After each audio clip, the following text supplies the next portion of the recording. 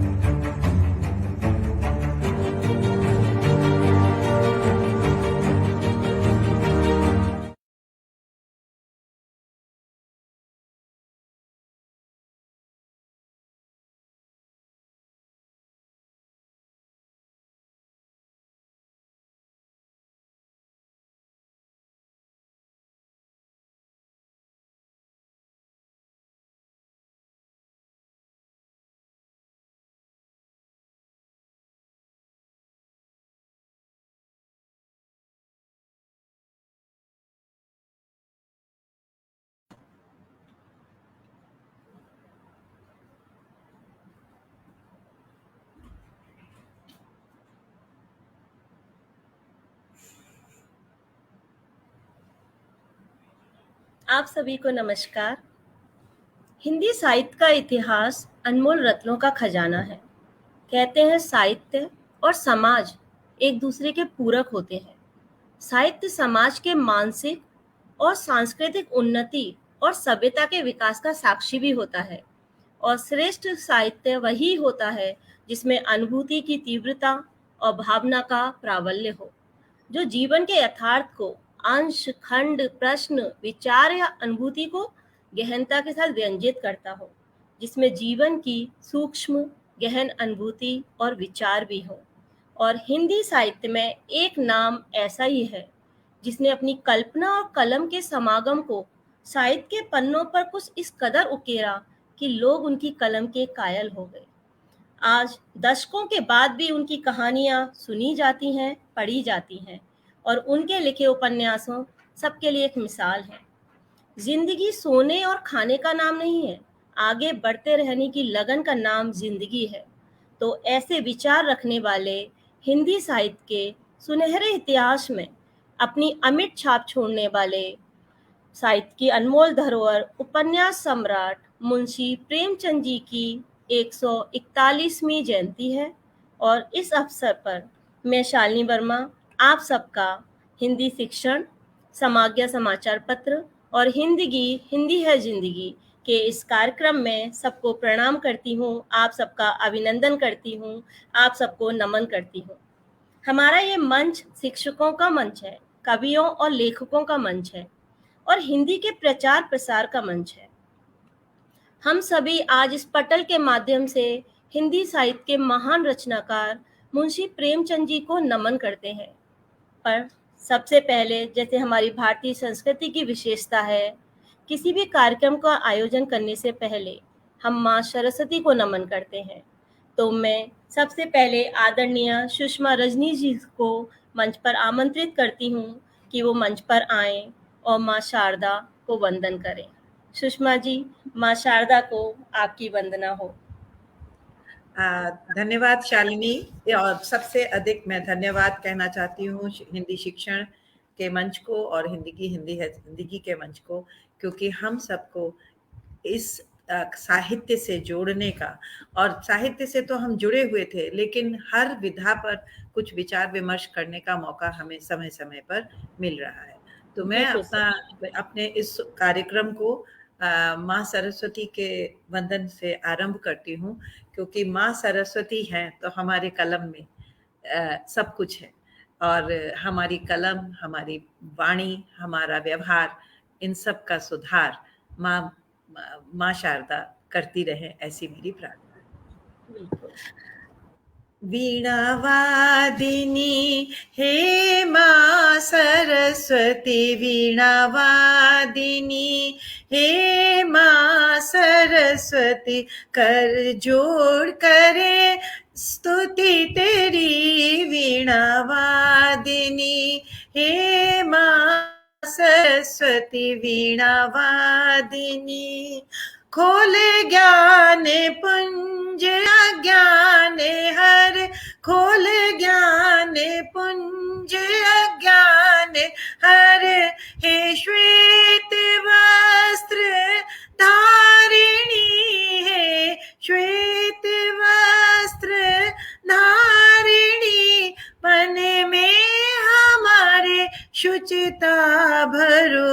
मन में हमारे शुचिता भरो, मन में हमारे शुचिता भरो, कर पाए हम पावन धरा।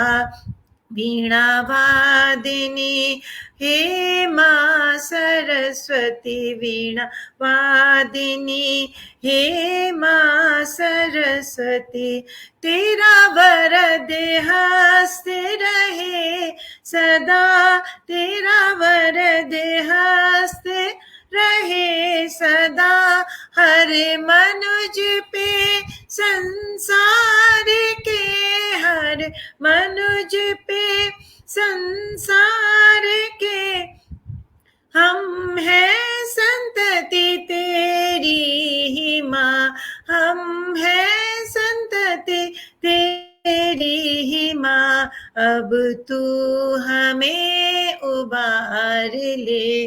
वीणा वादिनी हे माँ सरस्वती, वीणा वादिनी, न चले कभी तम और हम, न चले कभी तम और हम, सत ही प्रवाहित हो सदा, सत ही प्रवाहित हो सदा।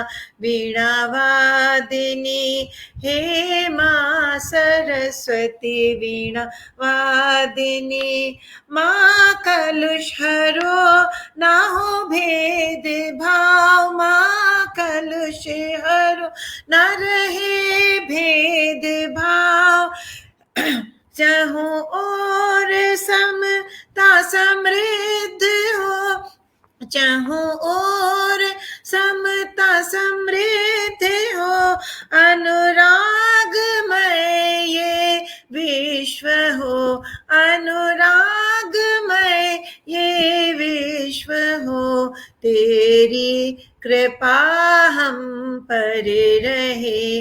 वीणा वादिनी हे माँ सरस्वती, वीणा वादिनी हे माँ सरस्वती, कर जोड़ करे स्तुति तेरी, वीणा वादिनी माँ सरस्वती, वीणा वादिनी। बहुत आभार सुषमा जी, बहुत मधुर वंदना। अब मैं एक एक करके आज की गोष्ठी के जो हमारे अन्य वक्ता हैं उनको आमंत्रित करती हूँ। तो सबसे पहले मैं इस मंच के संस्थापक आदरणीय श्री त्रिलोकनाथ पांडे सर जी का, उनका इस गोष्ठी में उन्हीं के मंच पर बहुत स्वागत करती हूँ। फिर हमारी मुख्य अतिथि, नमस्कार सर। फिर हमारी मुख्य अतिथि आदरणीय डॉक्टर अलका अग्रवाल जी को, उनका मंच पे स्वागत करती हूँ। अलका जी, आपका स्वागत है। इसके साथ ही अब हमारी दूसरी जो वक्ता हैं आदरणीय सुषमा रजनीश जी, यशोधरा जी और प्रगति टिप्पणी जी, जो कि विभिन्न राज्यों से, अलग अलग जगहों से आज जुड़ रही हैं, और प्रगति जी तो मॉस्को से जुड़ रही हैं। आप सबका मंच पर स्वागत है और आप सबकी अनुमति से अब इस गोष्ठी को आरंभ करते हैं। सन 1880 लम्ही सुंदर ग्राम, प्रेमचंद को जन्म भयो हिंदी साहित्य का। परमेश्वर पंचन बसे प्रेमचंद कही बात, हल्कू कंबल बिन मरे वही पूस की रात। तो अपने जन्म के विषय में मुंशी प्रेमचंद जी की लिखी ये पंक्ति है। उनका जन्म 31 जुलाई को 1880 में उत्तर प्रदेश के वाराणसी जिले के लम्ही नामक गांव में हुआ था, और उनका नाम धनपत राय था और वो नवाब राय के नाम से भी मशहूर थे। अब जब हम उपन्यास सम्राट की बात करते हैं और उनके जीवन पे प्रकाश डालने की बात करते हैं, उनके रचना संसार पर अपने विचार रखने के लिए जो मुझे सबसे उपयुक्त लगे, जिनको मैं आमंत्रित करूंगी इस मंच पर, वो हैं इस मंच के संस्थापक, हमारे आप सबके प्रेरणा स्रोत आदरणीय त्रिलोकनाथ पांडे सर जी। तो सर के बारे में, सर को बुलाने से पूर्व सर का एक छोटा सा औपचारिक परिचय मैं आप सबके समक्ष जरूर रखूंगी। हालांकि सर किसी परिचय के मोहताज नहीं है, सर को सब जानते हैं, फिर भी सर का एक औपचारिक परिचय मैं जरूर दूंगी आप सबको कि सर कलकत्ता बॉयज स्कूल में हिंदी विभागाध्यक्ष हैं।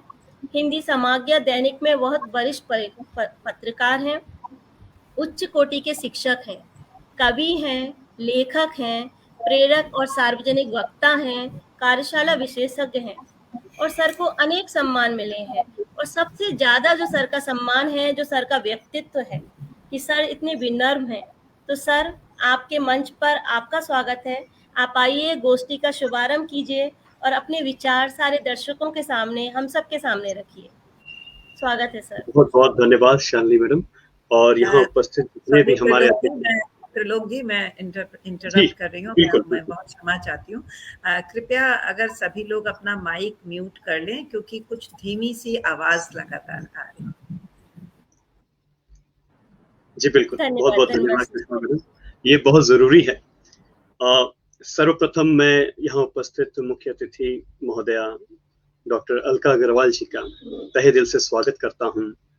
यहाँ जितने भी हमारे साथी जुड़े हुए हैं, या यूं कहूँ कि जो कलम जो मिली है हमें, उसका सही उपयोग करने का जो ढंग है, जिसका हम लोग या जिसकी हम लोगों ने अभी अभी वंदना की है माँ सरस्वती को, उनको भी पुनः नमन मैं करना चाहूंगा।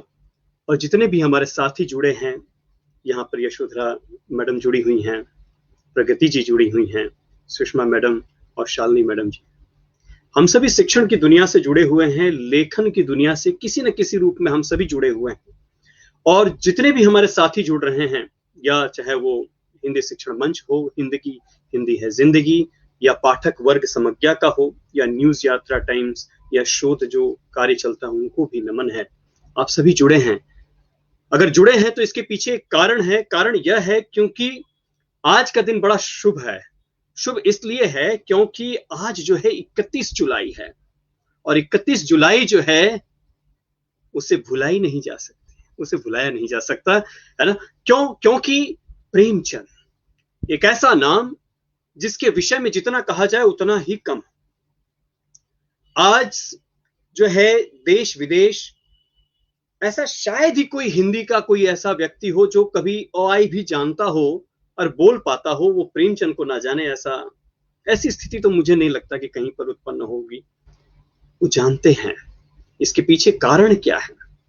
यहाँ पे हम लोग जब बात करते हैं, मैं 2-3 पंक्तियां मैं अवश्य यहाँ पर जोड़ना चाहूंगा।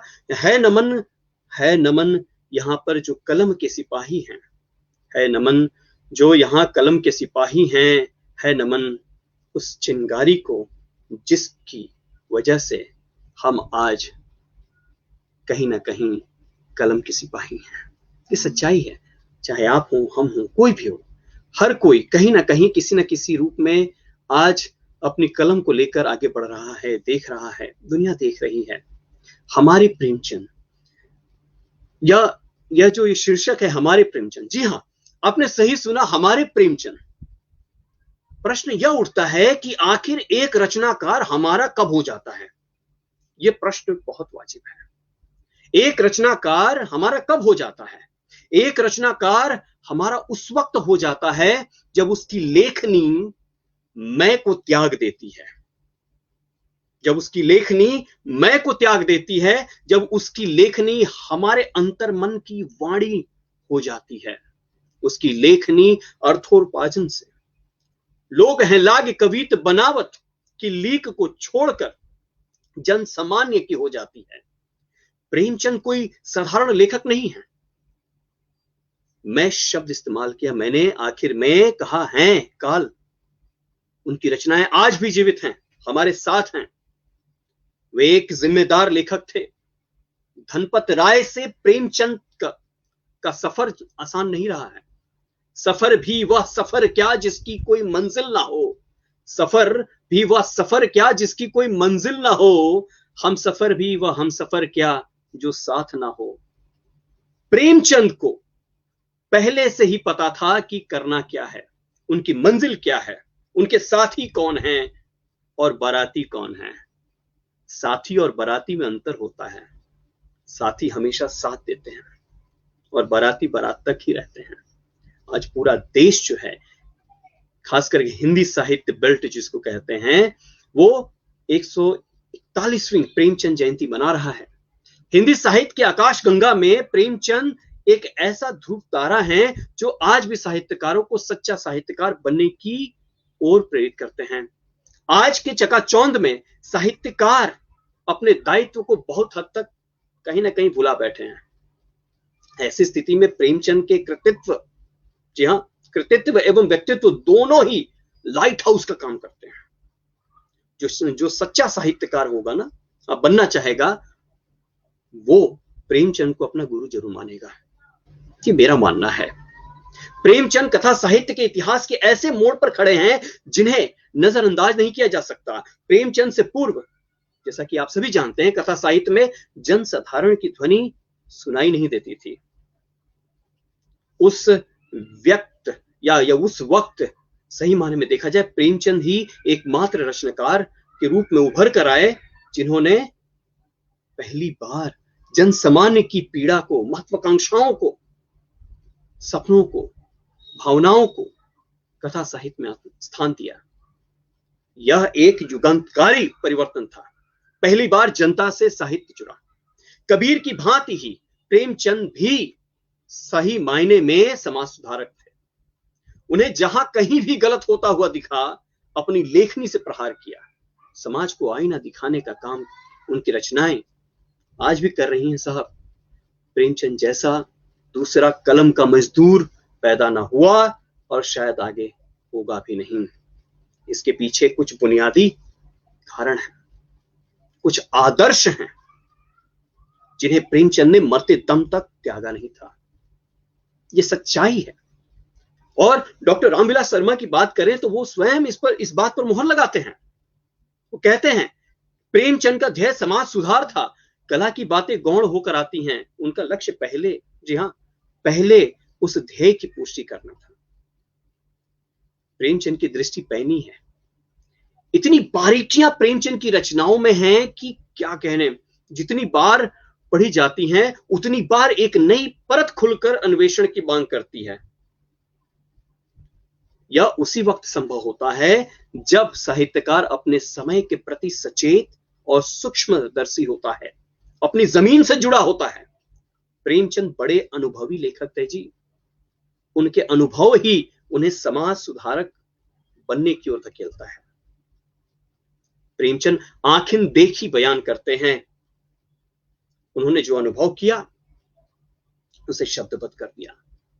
उन्होंने परिस्थितियों को घटा बढ़ाकर नहीं चित्रित किया। प्रेमचंद जनता के लेखक थे।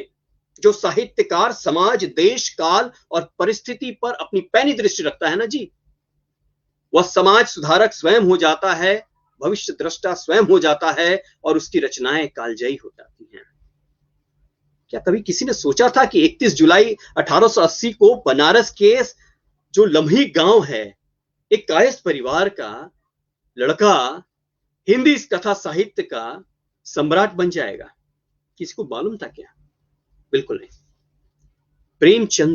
प्रेमचंद उनका युग बनाता है, उनका समय बनाता है। जैसा कि आप सभी जानते हैं, प्रेमचंद पढ़ाई में, लिखाई में उतना ध्यान नहीं दिया करते थे बचपन में। तनिक उदंड भी थे। कम उम्र में ही मां का साया सिर से उठ गया। उनका व्यक्तित्व वहीं से कहीं ना कहीं परिवर्तन की ओर बढ़ा। प्रेमचंद का संपूर्ण जीवन संघर्षमयी रहा। परिस्थितियों के आगे कभी भी नहीं झुके वे। कर्मठ इतने थे कि जिंदगी की आखिरी रात तक लिखते रहे। शिवरानी देवी की पुस्तक अगर पढ़िएगा, प्रेमचंद घर में है तो जरूर पढ़ें। ये किताब है, बहुत बेहतरीन पुस्तक है, इसे जरूर पढ़ें आप लोग। और भी और कुछ पढ़ना है तो देखिए, प्रेमचंद का जो है ये कुछ विचार जो हैं इसे पढ़िए। ऐसी अनगिनत किताबें हैं। रामविलास शर्मा जी की प्रेमचंद की किताबें हैं, इसे पढ़िए। आप हैरत में पढ़ेंगे कि गोरकी और प्रेमचंद की जो है तुलनात्मक अध्ययन भी है। ऐसे अनगिनत रचनाएं पड़ी हुई हैं। जब आप उन्हें पढ़ेंगे तो आप उतने ही नजदीक अपने आप को प्रेमचंद को पाएंगे। यहां पर आज के युग में, खास करके अभी के समय में, हर तरफ त्राही त्राही मची है। जो समस्याएं प्रेमचंद के समय में थीं, समकालीन थीं, वे और विकराल रूप धारण कर ली हैं। सिर्फ उनका रूप रंग बदला है, प्रकृति और प्रवृत्ति नहीं बदली है भाई। युगानुसार जो चीजें हैं वो कहीं ना कहीं वो शिकंजा कसता जा रहा है। महंगाई वैसे ही है जैसे उस समय थी, सिर्फ रूप बदला है। आज भी देखिए अपने समाज में, अपने देश में किसानों के साथ कौन खड़ा होता है? प्रेमचंद को खोजना पड़ेगा, प्रेमचंद को खोजना पड़ेगा। आज के समय में प्रेमचंद कहां है? कहां खड़े हैं प्रेमचंद? यहीं पर जो है प्रेमचंद कालीन जो रचनाएं हैं या फिर उन्होंने जो लिखा, वो यह मानते हैं कि हमारा समय जो है, वो जो कुछ भी लिखते हैं, साहित्यकार का लक्ष्य केवल महफिल सजाना नहीं है, वो मनोरंजन का सामान जुटाने का काम नहीं करता है। वो साफ तौर पे कहते हैं भाई इतना तो जो हमारा जो दर्जा है उसको ना गिराएं। वह देशभक्ति और राजनीति के पीछे चलने वाली सच्चाई भी नहीं है, बल्कि वह तो मशाल दिखाती हुई चलने वाली सच्चाई है, वो भी इन चीजों के आगे। आज के साहित्यकारों को प्रेमचंद बनना होगा। प्रेमचंद कहा करते थे हम तो समाज का झंडा लेकर चलने वाले सिपाही हैं। प्रेमचंद मानते थे हम जिस आर्थिक अवस्था में जिंदगी बिता रहे हैं उसमें यह काम कठिन है, वो मानते हैं, पर हमारा आदर्श ऊंचा होना चाहिए, हमारा आदर्श ऊंचा रहना चाहिए। हम पहाड़ की चोटी तक ना पहुंच सकेंगे तो कम से कम कमर तक तो जरूर पहुंच जाएंगे ना जी, जो कम से कम जमीन पर पड़े रहने से कहीं अच्छा है। अगर हमारा अंतर प्रेम की ज्योति से प्रकाशित हो और सेवा का आदर्श हमारे सामने हो तो ऐसी कोई कठिनाई नहीं जिस पर हम विजय न प्राप्त कर सकें। ये शब्द जो हैं प्रेमचंद के हैं और मैं इससे सहमत हूं। आज के समय में, आज के इस दौर में साहित्यकारों को अपने दायित्व को समझना होगा, चाहे वो छोटा साहित्यकार हो, बड़ा साहित्यकार हो। मेरी दृष्टि में तो साहित्यकार जो है वो एक ऐसा आईना दिखा देता है समाज को, चाहे वो कुछ भी आप लिख दें, अभी के लिए आप तक है, परंतु एक बार आपकी लेखनी से या फिर आपकी कलम की नोक से वो रचना निकल गई तो वो आपकी नहीं, वो समाज की हो गई सर। वो आपकी नहीं रही, वो समाज की है। समाज निर्णय लेगा कि वो समाज के लिए है या किसके लिए है।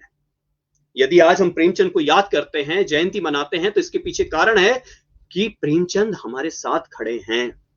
उनकी रचनाएं आज भी हम में जीवित हैं और उनकी रचनाओं में हमारी पीड़ा आज भी बुलबुला रही है। ये सच्चाई है। सत्य के मशाल से समाज में फैले अंधकार को हमें दूर करना पड़ेगा, देखना पड़ेगा। हमें जनता के बीच में जाकर उनके लिए काम करना पड़ेगा। ये पंक्तियां जो है मेरी नहीं है। जब आप प्रेमचंद को पढ़ेंगे, जब आप गोदान को पढ़ेंगे, उनकी रचनाओं को पढ़ेंगे, मुझे आज भी याद है जब मैं एमए में था तो गोदान को पढ़ते वक्त ना जाने कितनी बार रोया था। क्यों रोया था, ये प्रश्न आप तक मैं छोड़कर जाना चाहूंगा। क्या कारण है? प्रेमचंद चाहते थे कि हमारा समाज जो है वो वर्ग संघर्ष से छुटकारा पाले, एक ऐसा समाज बने जो शोषण मुक्त हो,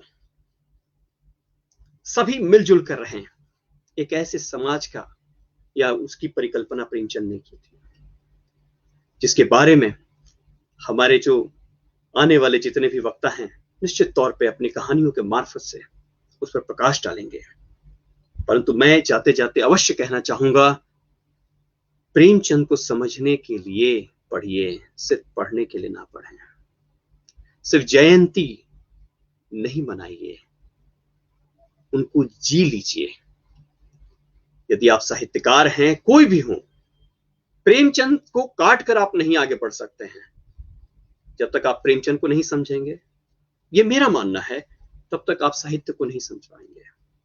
क्योंकि सही माने में देखा जाए तो हिंदी साहित्य में जिसको कहते हैं कि कथा की जो ये लहर बही, गंगा बही, वो वहीं से है। उर्दू से हिंदी की ओर लेकर आने का काम जो किए वो प्रेमचंद ने किया है। देवकी नंदन खत्री जी जो थे उनकी रचनाओं के बाद जो है, जो साहित्य जुड़ा समाज से, वो प्रेमचंद की वजह से है। तो उनको नमन है। और यहाँ जितने भी हमारे श्रोतागण हैं, जितने हमारे साथी हैं और जितने यहाँ पर उपस्थित हैं, आप सभी को पुनः नमन है कि आप सभी जुड़े हैं और यूं ही जुड़ते रहें और प्रेमचंद को जरूर पढ़ें। नमस्कार, बहुत बहुत धन्यवाद। बहुत धन्यवाद सर। सच में आपको सुनना एक अनुभव हमारे लिए, और जनता का लेखक बनना आसान नहीं है। और जैसा आपने कहा कि प्रेमचंद को पढ़ना है तभी हम उन्हें समझ सकते हैं। आज इतने कार्यक्रम हो रहे हैं, मुझे लगता है आभासी पटल पर हजारों कार्यक्रम चल रहे हैं प्रेमचंद जी के ऊपर, और जिसने भी उनको बोलने के लिए थोड़ा बहुत भी पढ़ा है, मैंने पढ़ा है कुछ दिनों में, तो मतलब कहीं ना कहीं हम सब उसमें कितना बंध जाते हैं। रो, जैसे आपने कहा गोदान पढ़ते हुए आप रोने लगे, मैं सदगति पढ़ते हुए कितनी बार रोने लगी। उस दुखी की मतलब मैं वो मतलब कह नहीं सकती, मतलब कितना अभी भी मुझे गूज़बम्प आ गए सुनते हुए, सच में। तो प्रेमचंद जी को पढ़ना, क्योंकि समाज का लेखक बनना बहुत मुश्किल है। तो हम गोष्ठी को आगे बढ़ाते हैं। सर, आपकी बात बिल्कुल सही है, और जो आपने किताब का नाम लिया प्रेमचंद जी घर पर हैं, वो मैंने थोड़ी सी पढ़ी थी। सच में शिवरानी जी के वो अनुभव को पढ़ना, और उन सच में वो एक अनुभव ही है, और जो पढ़ेंगे उसको वो समझेंगे। तो मैं प्रेमचंद जी की एक बात कहती हूँ यहीं पर, कि जिस बंदे को दिन भर की पेट भर रोटी नहीं मिलती, उसके लिए इज्जत और मर्यादा सब ढोंग है। हम कर्तव्य की मर्यादा की बात करते हैं, लेकिन जब पेट भूखा होता है तो इन बातों का अर्थ नहीं होता। तो उनकी एक कहानी की 2 पंक्ति मुझे इतना वो छू गई, तो उसको मैं यहाँ जरूर बोलूंगी कि बेटा ऐसा काम ढूंढना जहाँ ऊपरी आय हो। मासिक वेतन तो पूर्णमासी का चांद है, जो एक दिन दिखता है फिर घटते घटते लुप्त हो जाता है, और ऊपरी आय तो ऐसा बहता हुआ स्रोत है जिससे सदैव प्यास बुझती है। तो जो समाज का ऐसा यथार्थ चित्र खींच दें, ऐसे साहित्यकार, उपन्यास सम्राट, उनके बारे में थोड़ा और जानने के लिए हम बम्बई चलते हैं, मुंबई चलते हैं। तो मुंबई चलने के लिए अब मैं जिनकी बात कर रही हूँ वो है मुंबई से वरिष्ठ हिंदी शिक्षिका आदरणीय सुषमा रजनीश जी, जो कि धीरू भाई अंबानी इंटरनेशनल स्कूल मुंबई में पढ़ाती हैं। जितना मीठी इनकी आवाज़ है, उतना ही सौम्य और शालीन इनका व्यक्तित्व है, और हिंदी साहित्य से बच्चों से विशेषकर इनको लगाव है, और इनके ज्ञान को आप इनके वक्तव्य में जानेंगे। तो सुषमा जी, मंच पर आपको आमंत्रित करती हूँ, आपका स्वागत करती हूँ। धन्यवाद शालिनी, आपके जो मीठे बोल हैं वो मुझ में हमेशा से एक उत्साह भर देते हैं। जब भी सुनती हूँ तो लगता है कि हाँ, शायद मैं कुछ अच्छी हूँ, ऐसा मन में आने लगता है। तो बहुत बहुत धन्यवाद शालिनी। और आज हम जिस कलमकार कह दूं, रचयिता कह दूं, या एक मैं किन शब्दों में उनको कहूं, एक समाज को परखने वाले पारखी कह दूं, क्या मैं कहूं, ऐसे व्यक्ति के एक कहानी को लेकर मैं आई हूं। इस कहानी को मेरे ख्याल में जिसने हिंदी पढ़ी है या जिसने हिंदी से थोड़ा भी अपना तालमेल बिठाया है, वो इस कहानी को जरूर जानते होंगे। तो कोई कहेगा कि जानी पहचानी कहानी को लेकर सुषमा जी आप क्या बोलेंगी, पर या आप उसके बारे में क्या कहेंगी। पर मुझे लगता है कि जैसे मुझे आज इतने साल के अध्यापन के बाद भी मैं जब इस कहानी को पढ़ती हूँ या इसके किसी अंश को लेती हूँ, तो मैं फिर से उसे पूरा पढ़ने में लग जाती हूँ। तो फिर ये कहानी तो ऐसी है जो चलती ही रहेगी और चलती रही है। कोई छोटे बच्चे, मेरे स्कूल के तो छोटे बच्चों से भी आप पूछ लेंगे तो वो इस कहानी को बता देंगे, क्योंकि मैंने इस कहानी को छोटा करके उन बच्चों तक पहुंचाया है। आज जिन सुविधाओं को हम टेकन फॉर ग्रांटेड लेते हैं, जिन सुविधाओं को हम सोचते ही नहीं है कि ये हम तक कैसे पहुंची, वो किसी वर्ग के लिए या किसी व्यक्ति के लिए या किसी समय में किसके लिए क्या अर्थ रखते होगी, वो इस कहानी में कहीं बहुत अंदर तक हमारे हृदय को छू लेता है। तो आज मुझे उस महान चित्रकार की सुप्रसिद्ध कहानी पर कुछ विचार साझा करने को कहा गया है, जिसकी कहानियां, उपन्यासों के साथ मैंने अपना बचपन जिया है, बचपन से लेके युवा अवस्था तक, जिसको मैं पढ़ती आई हूँ और आज भी पढ़ती हूँ। तो कई सुधीजनों को लगेगा कि मैंने चित्रकार कहकर गलती कर दी है, पर जब मैं चित्रकार कह रही हूं तो उसको कहने में मैंने कोई त्रुटि नहीं की। चित्रकार वही नहीं होता जो तूलिका से रंगों के माध्यम से चित्र उकेरता है। चित्रकार वह भी होता है जो शब्दों से ऐसा चित्र उकेरता है कि वो शब्द जो हैं वो एक चित्र बन जाते हैं, और वो प्रेमचंद जी ने किया है। प्रेमचंद जी के लिए अगर मैं कहूं कि वो एक सक्षम चित्रकार भी हैं तो गलत नहीं होगा। जब हम गांव का चित्रण उनका देखते हैं तो ऐसा लगता है, मैं तो कभी गांव में नहीं रही हूं, पर ऐसा लगता है कि मैं गांव में हूं। और जब वो बच्चों की बात करते हैं तो ऐसा लगता है कि यही बचपन तो हमने भी कहीं ना कहीं जिया है। कभी वो किसी की गरीबी या किसी की मजबूरी का वर्णन करते हैं तो ऐसा लगता है कि इस मजबूरी में जो व्यक्ति है वो किस पीड़ा को या किस समस्या से जूझ रहा है। तो वो सचमुच जो है वो कलम के चित्रकार है। कलम से उनकी जो निकला है उसकी छवि आंखों के सामने आ जाती है। और वो जब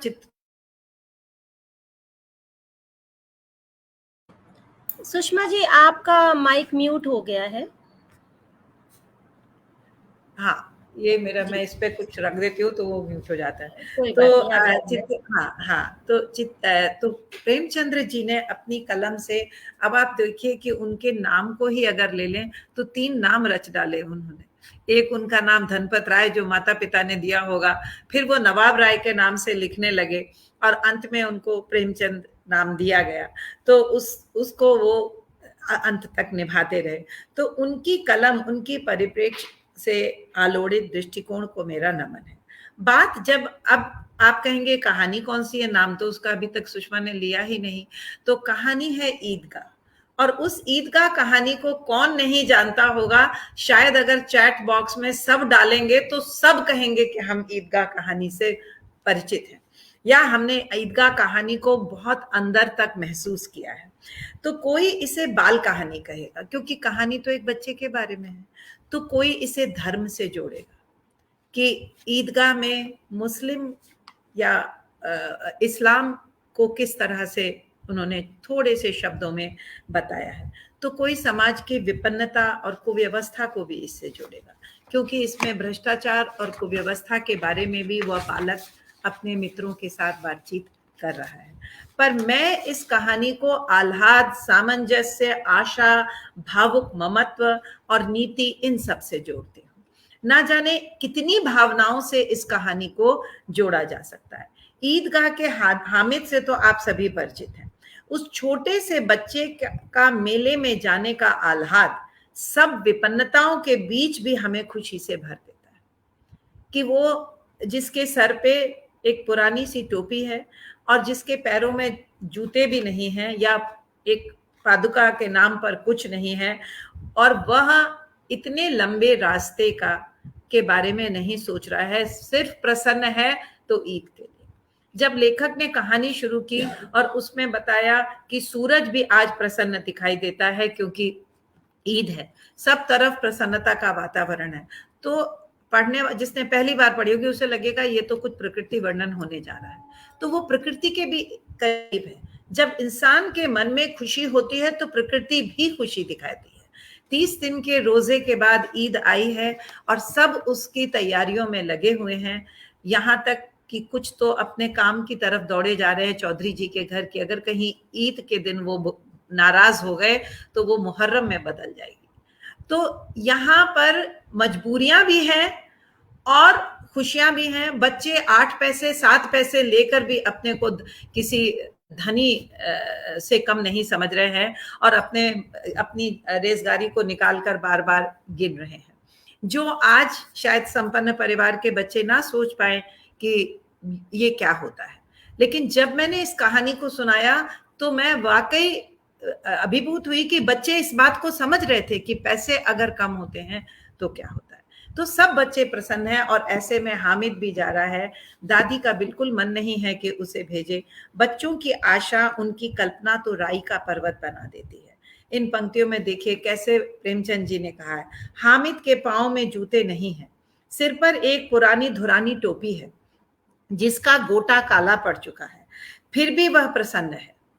जब उसके अब्बाजान थैलियां और अम्मी जान नियमतें लेकर आएंगी तो वो दिल से अरमान पूरे करेगा। आज टोपी नहीं है, आज जूते नहीं है पाँव में, तो क्या हुआ? ये बच्चे के अंदर की कल्पना है, वो एक क्षण को भी नहीं सोच रहा कि ये शायद नहीं होगा। इसे कहते हैं आशा पर विश्वास। इसे कहते हैं अपनी दादी माँ की कही हुई बात पर विश्वास कि बाबा, अब्बाजान और माँ अवश्य आएंगी। ये है उस बच्चे का। ऐसे में जब वो देख रहा है मोहसिन, नूरे, सिम्मी के बराबर उसके पास पैसे नहीं हैं, पर फिर भी वो मेले में जाने को उत्सुक है और खुशी खुशी 3 पैसे लेकर वो मेले की ओर जा रहा है। कहानी में कहीं सिपाहियों की रौब दिखाती संचालित परेड है, तो वहीं नमाज पढ़ते हुए लोगों की नियमबद्धता को भी उन्होंने दिखाया है। किस तरह से प्रेमचंद जी ने बताया कि जो रोजे के बाद ईदगाह में जाकर जाजम बिछा हुआ है, कहीं पे जाजम नहीं है, कच्ची मिट्टी ही है, पर लोग एक के बाद एक आते जा रहे हैं और कोई नहीं कह रहा कि मैं अमीर हूं तो मुझे आगे खड़ा होना है, और कोई नहीं कह रहा कि ये गरीब है तो इसके बाजू में मैं कैसे खड़ा हूं। ये है जो उन्होंने इस्लाम की एक बहुत बड़ी परंपरा की ओर इशारा किया जो आज भी चलती आ रही है। और इसको मैं खुद अपनी आंखों से, मैं बांद्रा में रहती हूँ, और आप देखिए तो सड़क तक पे लोग बाग, मस्जिद वहां पे एक है, सड़क तक पे लोग बाग, खुरदुरी सड़क पे जिस पे मिट्टी, थूक सब कुछ होगा, उस पर भी वो खड़े होकर नमाज पढ़ रहे होते हैं। उस वक्त कोई दूसरी भावना मन में नहीं आती कि हम कहाँ खड़े हुए। तो वो कहते हैं यहाँ कोई धन और पद नहीं देखता, इस्लाम की निगाह में सब एक है, सब बराबर है। क्रिया होती है जैसे बिजली की लाखों बत्तियां एक साथ प्रदीप्त हों और एक साथ बुझ जाएं, और यही क्रम चलता रहे। तो जब सब उठते हैं और जब सब झुकते हैं, तो बत्तियों से उसकी तुलना करना कि जब मन में जब आप जागे तभी सवेरा, ऐसी कल्पना कहाँ कोई सोच पाएगा कि उस वक्त नमाज पढ़ते हुए सबके दिल में रोशनी है, कोई भेदभाव, कोई मलाल, कोई तुलना नहीं है। तो एक कितना अपूर्व दृश्य था, जिसकी सामूहिक क्रियाएं, विस्तार और अनंतता हृदय को श्रद्धा, गर्व और आत्मानंद से भर देती थी। मानव भ्रातृत्व का एक सूत्र इन समस्त आत्माओं को एक लड़ी में पिरोए हुए है। आज हम ग्लोबल सिटीजनशिप की बात करते हैं, आधुनिक स्कूलों में इंटीग्रेशन, ग्लोबल सिटीजनशिप सब कुछ है, पर इस कहानी में क्या नहीं है, वो सब कुछ हमें इसमें मिल जाएगा अगर हम एक कहानी को बच्चों के बीच में मन से पढ़ाने आ जाए। इन शब्दों में कहीं थोपी हुई शिक्षा नहीं है। जब वो कह रहे हैं वो एक साथ झुकते हैं, एक साथ उठते हैं, कहीं वो शिक्षा नहीं दे रहे हैं कि बच्चों तुम्हें ऐसा करना चाहिए। कहीं उन्होंने शिक्षा का एक कोई ऐसा जो प्रवचन टाइप नहीं कोई बात कही है। और बच्चों की बातचीत जो है उसमें वो कह रहे हैं, कांस्टेबल की बेईमानी का जिक्र जताते हैं बच्चे। बच्चों की ग्रहणशीलता को उन्होंने दिखाया है कि बड़ों की बातचीत सुनकर वो कैसे जान जाते हैं कि समाज में क्या हो रहा है। इसीलिए हमें कहा जाता है कि बच्चों के सामने हम चौकन्ने रहें, जितना भी कोशिश हो उनके सामने हम अच्छी बातें करें। पर ऐसा होता नहीं है, बच्चे सब सीखते हैं और बच्चे सब जानते हैं, और हम जब कहते हैं ये तो बच्चा है तो शायद हम गलत हैं। बच्चा जो है एक इंग्लिश में कहा भी गया है कि बालक ही पिता है, तो वही बात यहाँ पे नजर आती है कि बच्चे सब जान रहे थे कि कांस्टेबल क्या बेईमानी करते हैं कैसे, और अभी शालिनी ने कहा कि ऊपर की कमाई, तो ये वही चीज है जिसे बच्चे समझते हैं कि ऐसा होता है। कोई उसकी तरफ जाता है बड़े होकर और कोई उससे बचने का प्रयास करता है। ये संस्कार है, ये उनको जो भी सिखाया गया है। तो बच्चों की बातचीत मन में जने कितने प्रश्न और उत्तर रोक देती है। उसका बाल मन हर चीज, मिठाई, झूले, खिलौने, सबकी ओर आकर्षित होता है, पर वह अपने तर्क से उसे संभाल लेता है। लेखक ने बालक का संयम दर्शाया, पर उसे प्रौढ़ की तरह दूरदर्शी नहीं दिखाया, क्योंकि जब वो चिमटे को देखता है तब उसके मन में दादी की जलने वाली उंगलियों का ध्यान आता है। वो पहले से प्लान करके नहीं आया था कि मैं चिमटा खरीदूंगा, और ना वो चिमटे की दुकान तक पहुंचने से पहले सोच पाया था कि चिमटा खरीदना है। तब तक उसका मन इसी में डोल रहा था कि मैं पैसे खर्च करूं और कितने होंगे और मुझे करना चाहिए कि नहीं। किसी ने इस पर एक टिप्पणी की है कि इसमें जो बालक को 4-5 साल का कहा गया है वो तो गलत है। ये बच्चा 7-8 साल का होना चाहिए जो इतना सोच रहा है। पर जब मैं इसके बारे में सोचती हूँ तो मुझे ये टिप्पणी थोड़ी, मैं इससे सहमत नहीं होती हूँ। गलत तो नहीं कहूंगी किसी चीज को, मैं सहमत नहीं होती हूँ, क्योंकि विपन्नता में पलने वाले बच्चे या जिस भी माहौल में बच्चे पल रहे हैं वो उस हिसाब से बड़े हो जाते हैं। वो उस हिसाब से, अगर प्रेमचंद की जीवनी पे ध्यान डालें तो उन्होंने कितनी कम उम्र में स्नातक कर लिया था। आज हम लोग बच्चे की आयु के हिसाब से कक्षा देते हैं कि 5 साल का होगा तो पहली कक्षा में आएगा। मैं खुद ऐसे नहीं पढ़ी हूं, मैं तीसरी कक्षा में ही सीधे स्कूल गई हूं। उससे पहले का जो भी ज्ञान है वो मैंने घर से जो कुछ हासिल किया वो किया। लोग कहते हैं आप नर्सरी में नहीं गई, मैंने कहा नर्सरी का कंसेप्ट ही नहीं था हर शहर में, और कहीं कहीं था भी तो लोग सोचते थे इतने छोटे बच्चे को क्यों नर्सरी में डालना। पर आजकल माँ का बस चले तो वो शायद पैदा होते ही स्कूल पहुंचा दे बच्चे को। तो आज का समय शायद ये मांग है उसकी, मैं इसको गलत या सही नहीं कहती हूँ, शायद ये मांग है क्योंकि माँ बाप दोनों काम करते हैं, संयुक्त परिवार का आजकल प्रचलन कम हो गया है। ऐसे में बच्चे को सीखने के लिए और लोगों से इंटरेक्ट करने के लिए ज्यादा लोग चाहिए, तो शायद ये आज के समय में सही है। तो अब उसे जब लोग चिढ़ा रहे हैं, बच्चे चिढ़ा रहे हैं, तब वो सोच रहा है कि ऐसा नहीं होगा कि एक दिन उसके पास ना हो, उसके पास भी सब कुछ होगा। तब वो मित्रता को बताएगा कि मित्रता क्या होती है। अम्मा का जैसे ही वो चिमटा देखता है सोचता मैं चिमटा ले लूं, उसे मोल भाव करना नहीं आता, लेकिन उसने कहा 3 पैसे में मिला तो लूंगा, और वो 3 पैसे का ऑफर देके आगे बढ़ जाता है। वहां चिमटा बेचने वाला व्यापारी भी तो मेले में दुकान लेके आया, भला बर्तन कौन खरीदेगा ये छोटे छोटे बच्चों में से, कोई खरीद रहा है तो चलो बेच ही दूं। तो वो 3 पर राजी हो गया। ये भी एक बहुत बड़ा मनोविज्ञान है जो प्रेमचंद जी समझते थे कि एक दुकानदार के मन में क्या आता है और एक बच्चे के मन में क्या आता है, एक बड़े के मन में क्या आता है और एक छोटे के मन में क्या आता है, जो संपन्न है वो क्या सोचता है, जो नहीं संपन्न है वो क्या सोचता है। तो ये इतनी गहरी पैठ कहाँ मिलेगी आसानी से, किस लेखक में इतनी गहरी पैठ मिल पाएगी। तो वो सोच रहा है अम्मा चिमटा देखते ही दौड़कर मेरे हाथ से ले लेंगी और कहेंगी मेरा बच्चा अम्मा के लिए चिमटा लाया है, कितना अच्छा लड़का है, इन लोगों के खिलौने पर कौन उन्हें दुआएं देगा। वहां जहां बड़ों की दुआएं सीधे अल्लाह के दरबार में पहुंचती हैं तो तुरंत सुनी जाती हैं। मैं भी इनसे इनके मिजाज क्यों सहूं, मैं गरीब सही, किसी से कुछ मांगने तो नहीं जाता, आखिर अब्बा जान कभी ना कभी आएंगे, अम्मा भी आएंगी ही, फिर इन लोगों से पूछूंगा कितने खिलौने लोगे, एक एक को टोकरियां खिलौने दूंगा और दिखा दूंगा दोस्तों के साथ इस तरह सलूक किया जाता है। यह नहीं कि 1 पैसे की रेवड़ियां ली तो चिढ़ा चिढ़ा कर खाने लगे, सबके सब हंसेंगे कि हामिद ने चिमटा लिया है, हंसे मेरी बला से। ये उसका स्वाभिमान बोल रहा है कि मैं किसी से मांगने नहीं जाता। छोटे से बच्चे में पता है कि ये मेहनत से मेरे पास पैसे आ रहे हैं, चाहे वो दादी माँ की मेहनत है। दूसरी चीज, उसे परवाह नहीं है, एक निर्णय उसने ले लिया जो अपनी दादी के लिए लिया, फिर उसे परवाह नहीं है कि इसे कोई खिलौना मानेगा कि नहीं।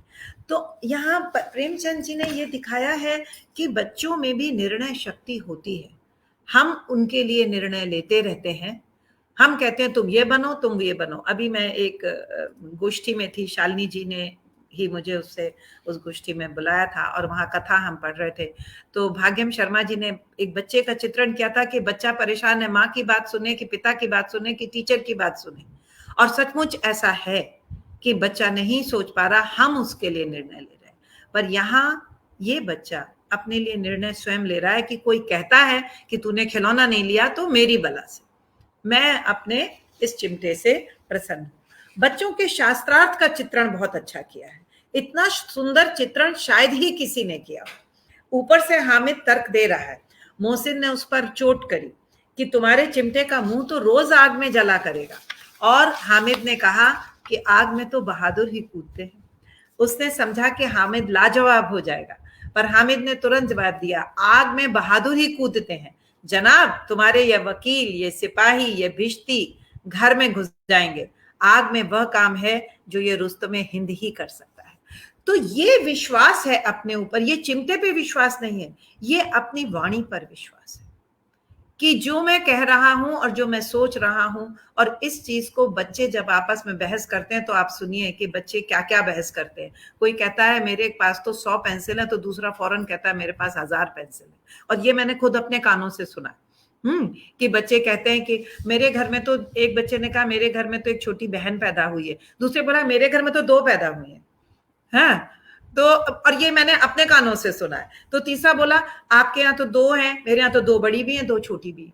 तो अब उनके परिवार में शायद, मुझे पता था 1 या 2 ही बच्चे हैं, लेकिन उन्हें दूसरे से आगे बढ़ के कुछ बताना है।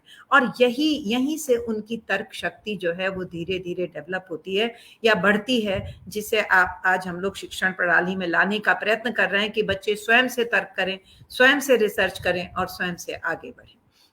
अंत में सभी को उस चिमटे के लिए लालायित हो गए। हामिद का सबके खिलौने हाथ में लेकर देखने का लोभ वो भी संवरण न कर पाया। ये बाल मनोविज्ञान दिखाता है। जब बच्चे किसी दूसरे के हाथ में मामूली चीज भी देखते हैं तो उसी को पाना चाहते हैं। एक कविता भी है कि मुझे वो खिलौना चाहिए जो सड़क पे बच्चा लेकर खेल रहा है, और राजकुमार जो है जिसके पास सब कुछ है वो उस मिट्टी के खिलौने को पाना चाहता है। तो बच्चा वो चाहता है जो दूसरे के पास होता है, और शायद ये प्रगति का निमंत्रण है। जब हम किसी के पास कुछ देखते हैं हम आगे बढ़ने की कोशिश करते हैं, तो ये शायद प्रगति को निमंत्रण है। और इसमें बाल मनोविज्ञान भी छुपा हुआ है कि अगर हम में किसी चीज के लिए लालसा नहीं होगी तो हम आगे बढ़ने की प्रयत्न भी नहीं करेंगे। लहरों के पास बैठकर लहरों को आते जाते तो सभी देख लेते। तो दूसरों के खिलौने लेते, मिठाई खाते देख अब दादी माँ ने देखा कि वो चिमटा लेकर आया। दूसरों के खिलौने लेते देख, मिठाई खाते देख कर क्या इसका मन ना ललचाया होगा? इतना जब्त इससे कैसे हुआ? वहां भी इसे अपनी बुढ़िया दादी की याद बनी रही। अमीना का मन गदगद हो गया। और अब एक बड़ी विचित्र बात हुई। हामिद के इस चिमटे से भी विचित्र। बच्चे बूढ़े हामिद का पाठ खेल रहा था और बुढ़िया अमीना बालिका अमीना बन गई थी। वह रोने लगी, दामन फैलाकर हामिद के लिए दुआएं देती जाती थी और आंसू की बड़ी बड़ी बूंदें गिराती जाती थी। हामिद इसका रहस्य क्या समझता? चाहे हामिद ने भले ही अपनी तार्किक प्रतिभा से अपने चिमटे को अन्य बच्चों के खिलौनों से श्रेष्ठ साबित कर दिया हो, लेकिन खिलौनों के प्रति उसकी ललक तो फिर भी प्रेमचंद से छुपी नहीं रही। और प्रेमचंद ने बड़े स्वाभाविक ढंग से घटना चक्र में इसको पिरोया है। मैं जब ये पंक्तियां पढ़ती हूँ तो मेरा मन भर जाता है कि एक बच्चे में क्या था और उसकी दादी ने उसको देखकर क्या सोचा, और फिर जो बच्चों के खिलौने टूटे और चिमटा काम आया।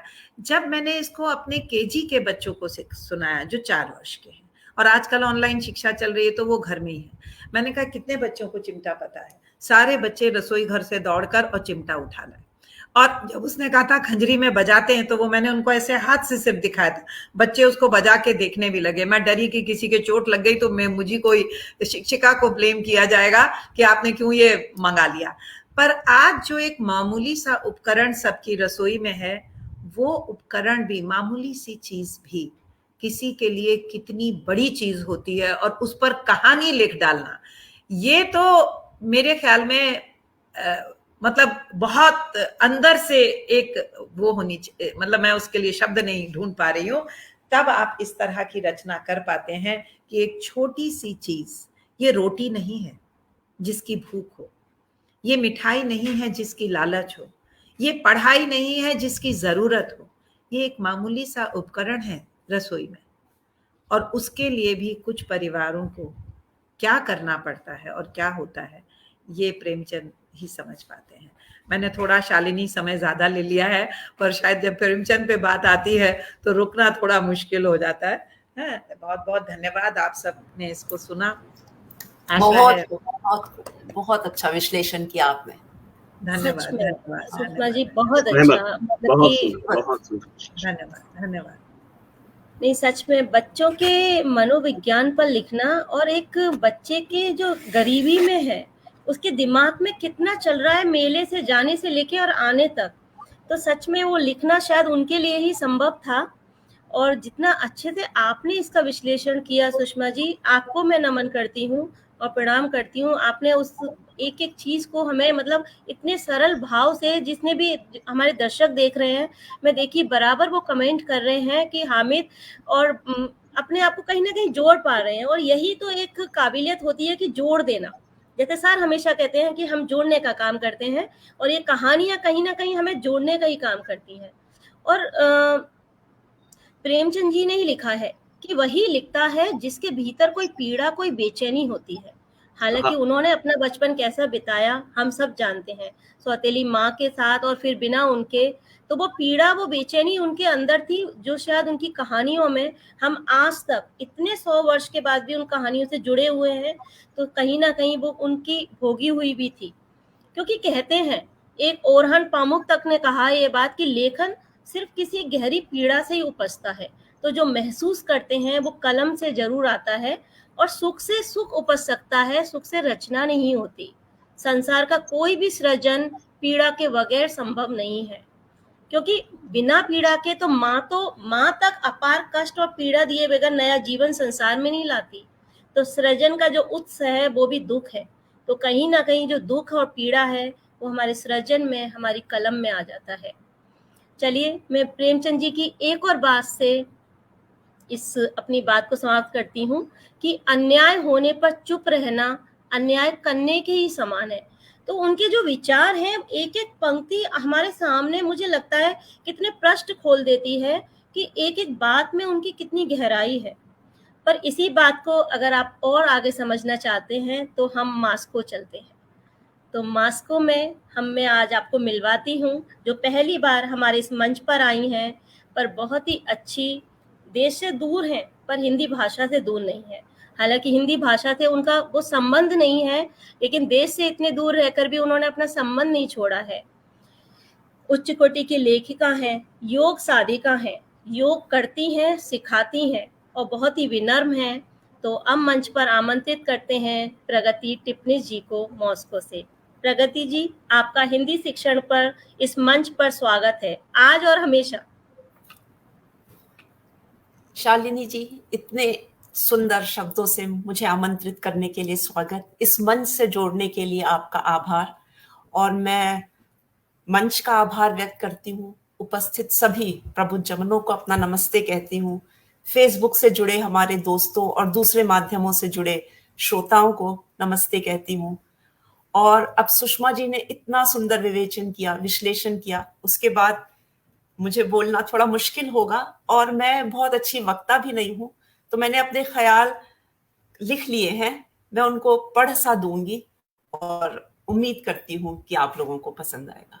मैंने अपने बिल्कुल प्रगति विचारों जी, आपका स्वागत है। और आपकी जो विशेषता है, आप दिल से लिखती हैं, और वो बात मुझे हमेशा छूती है। बहुत बहुत धन्यवाद। प्रगति जी, मैं आपको सुन चुकी हूँ और आपका इस मंच पे स्वागत है, क्योंकि हम सब इस मंच को अपना समझते हैं, तो इसलिए मैं खुलकर बोल रही हूँ। और आप जब इससे जुड़ रही हैं तो थोड़े दिन में आप भी इसकी गहराई को समझ लेंगी। तो हम आपका स्वागत है, हम सब आतुर हैं आपको सुनने के लिए। तो मैंने जो आज लिखा है उसको शीर्षक दिया है हमारी गुल्लकें। जिंदगी क्या है? चंद गुल्लकें जिन्हें हम लम्हों, मुलाकातों, यादों और एहसासों के सिक्कों से भरते रहते हैं। ये भरती जाती हैं बचपन से लेकर हमारे आखिरी दिनों तक। इन गुल्लकों के कुछ सिक्के तो इतने भारी और असह्य होते हैं कि उनसे छुटकारा पाने को मन करता है, और कुछ ऐसे होते हैं कि जिनकी छनक और स्पर्श को की तरफ हरदम मन खिंचता रहता है। लेकिन अगर जिंदगी है तो गुल्लकें दोनों तरह के सिक्कों से होंगी। और हमारी जिंदगी में एक और चीज है जो बहुत मायने रखती है, और वो है कहानियों, किस्सों का आना बाना। इनके प्रति हमारा आकर्षण बहुत सहज होता है। और बचपन में जब छोटा सा बच्चा रोता है, जब शब्दों को नहीं जानता, जब वो उनके अर्थ तक नहीं जानता, हम उसको बहलाने के लिए अपने कहानियों के भंडार का ही सहारा लेते हैं। कुछ ऐसा लेकर आना चाहते हैं जिससे कि उसका मन बहल जाए। तो हमारे एक गुल्लक कहानियों की भी होती है। ये कहानियां हमें कितने ही जाने अनजाने, देखे न देखे, सुने न सुने, पढ़े न पढ़े अनुभव दे जाती हैं और तैयार करती जाती हैं जिंदगी के सभी रंगों को समेटने, तथा चुनौतियों से जूझने के लिए। ये कहानियां हमें रुलाती हैं, हंसाती हैं, गिरकर उठना सिखाती हैं, कैसे न गिरे ये भी सिखलाती है। और आज हम यहाँ इकट्ठा हुए हैं हमारे प्रेमचंद के बारे में कुछ बात करने के लिए। उन्हें उपन्यास सम्राट कहा जाता है, कथा सम्राट कहा जाता है, और उन्होंने हमारे जीवन में अपनी रचनाओं के माध्यम से शायद कोई ही ऐसा भाव है जो हमें न दिया हो। उन्होंने जीवन को मनुष्य चरित्र के हर भाव, हर पहलू से अपनी रचनाओं के द्वारा रूबरू कराया है। उनका पूरा सृजन हम हिंदी भाषियों के लिए अनमोल धरोहर है। लेकिन बचपन में जो चीज हम पढ़ते हैं उनकी कुछ अमिट छाप छूट जाती है। तो अब ईदगाह की तो बहुत खूबसूरत बात हो चुकी है, उसकी भी मैं 2 पंक्तियां बाद में बोलूंगी अवश्य, लेकिन मैं यहाँ पर कहानी पंच परमेश्वर की बात कर रही हूँ। कहानी पंच परमेश्वर में अगर देखा जाए, परत दर परत हर मोड़ पर उसमें इंसानी जिंदगी के लगभग जैसे सभी जज्बात हैं। अगर उसमें जनाब जुमराती और अलगू के बीच उस्ताद शागिर्द का रिश्ता दिखाया गया है, तो जुम्मन शेख और अलगू चौधरी की मिसाली दोस्ती है। और इस दोस्ती के जरिए प्रेमचंद ने उस समय विभिन्न धर्मों के लोगों के बीच के सद्भाव को भी दिखा दिया है कि दोस्ती दोस्ती होती है, वो और कुछ भी नहीं देखती। इस कहानी में अगर मनुष्य के हृदय को लालच से मलिन होते दिखाया गया है, तो बताया गया है कि पंच के उच्च पद पर आसीन होते ही व्यक्ति के मन में इंसान से बड़ा भाव कोई नहीं रह जाता। खाला और जुम्मन शेख के बीच जैसे ही मिल्कियत हाथ बदलती है, तो रिश्तों में कैसी फेरबदल होती है, उसे भी बखूबी बयान किया गया है।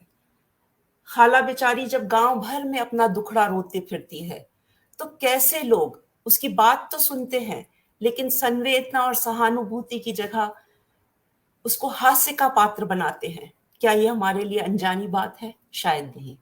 आज भी ऐसा होता है और तब भी होता था। चिंगारी को हवा देने की लोगों की आदत हमेशा से रही है, और इसका नमूना भी उन्होंने पंच परमेश्वर में दिखाया है। इसमें व्यक्तिगत लाभ के लिए पशुओं के साथ अति क्रूर व्यवहार का भी मार्मिक वर्णन है। अपने फायदे के लिए किसी घटना को तोड़ मरोड़ कर प्रस्तुत करने की जो इंसानी फितरत है, उसको भी इस कहानी में दिखाया गया है। समझू साहू पहले तो बैल को बेहाल कर देते हैं, उसे इतना उस दौड़ाते हैं कि बेचारा काम करते करते उनके कोड़े सहते सहते रास्ते में ही गिर के मर जाता है। लेकिन फिर जब उन्हें याद आता है कि उन्हें अलगू चौधरी को इसकी कीमत देनी होगी, तो वो ये कहने लग जाते हैं कि उसने तो बैल ही बीमार बेचा था। कहानी में ये भी है कि कैसे जब व्यापार और व्यवसाय के मुद्दे परिवारों तक पहुंचते हैं, तो घर की गृहस्थियां भी आपस में एक दूसरे के साथ हाथापाई पर उतर आती हैं। यानी ये कहानी कुछ ऐसी है कि अपनी जिंदगी में आज भी होते हुए कितने ही वाकयों को हम इससे जुड़ा पाते हैं। कहानी निश्चित रूप से आदर्शोन्मुख यथार्थवाद पर आधारित है, जो मुंशी प्रेमचंद जी की बहुतेरी कहानियों का आधार होता था। जैसा कि मैंने कहा कि चंद मुलाकातें और एहसास जिंदगी हमें गुदगुदाते रहते हैं और जीने का सबक सिखाते रहते हैं। घटनाएं तो बहुत होती हैं जो हमें याद रहती हैं, लेकिन एक है ऐसी घटना जो मुझे हमेशा हौसला देती रहती है, और वो है ईदगाह। जी, मैं लखनऊ से हूँ। मैंने बहुत होली और दिवाली को जितनी रौनक से वहां मनते देखा है, ईद और शब बारात को भी वैसा ही होते देखा है। ईदगाह और होली मिलन पर नई पोशाकों में सजे सवरे लोग जब दोस्ती और भाईचारे की चमक चेहरे पर पहने पहुंचते थे, तो मानो वे जगहें जन्नत स्वरूप हो जाती थी। तो आइए, सुषमा जी के बाद मैं थोड़ी गुस्ताखी करती हूँ और 3-4 लाइनों में ईदगाह के बारे में अपने भाव रखती हूँ। तो ईदगाह का नायक हामिद है और नायिका उसकी बूढ़ी दादी अमीना। इसमें कैसे सुबह से लेकर दोपहर तक ईदगाह के इर्द गिर्द लोगों के मनों में भावों के बवंडर उठते हैं, गिरते हैं, कैसे हर कोई भी है, कैसे हर किसी की खुशी का पैमाना और मतलब बिल्कुल अलग है, कैसे गांव का हर बाशिंदा अपनी ईद को अव्वल दर्जे की करना चाहता है। ये सब और बहुत कुछ, जैसे कि जमात लगनी ईदगाह में और लोगों का नमाज पढ़ना, ये सब इसका बखान सुषमा जी ने किया। इस ईदगाह में मुझे ऐसे लगता है जैसे मैंने खुद सैकड़ों चक्कर लगाए हैं।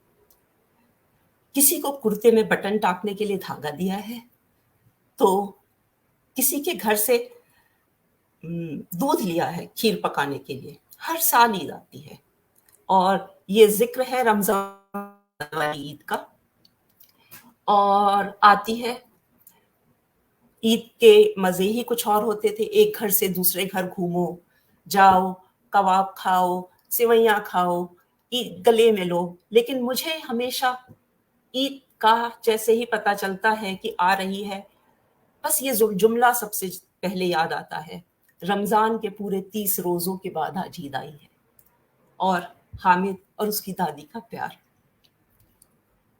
मुझे पूरा यकीन है कि ये मेरे अकेले के जज्बात नहीं है। जिस किसी ने भी मुंशी प्रेमचंद को पढ़ा है, की जिंदगी के कुछ पल तो उनकी लेखनी के कर्जदार हो ही गए। उनका लेखन इतना विस्तृत और प्रभावकारी है कि चंद शब्दों में उसे बयां कर पाना मुश्किल है, मुमकिन ही नहीं। बस हर बार जब कभी भी मन करता है मानवता के पास जाने का, उसे नजदीक से जानने का, तो मुंशी प्रेमचंद खड़े मिल जाते हैं, उसे बारीकी से समझाने और बुझाने के लिए।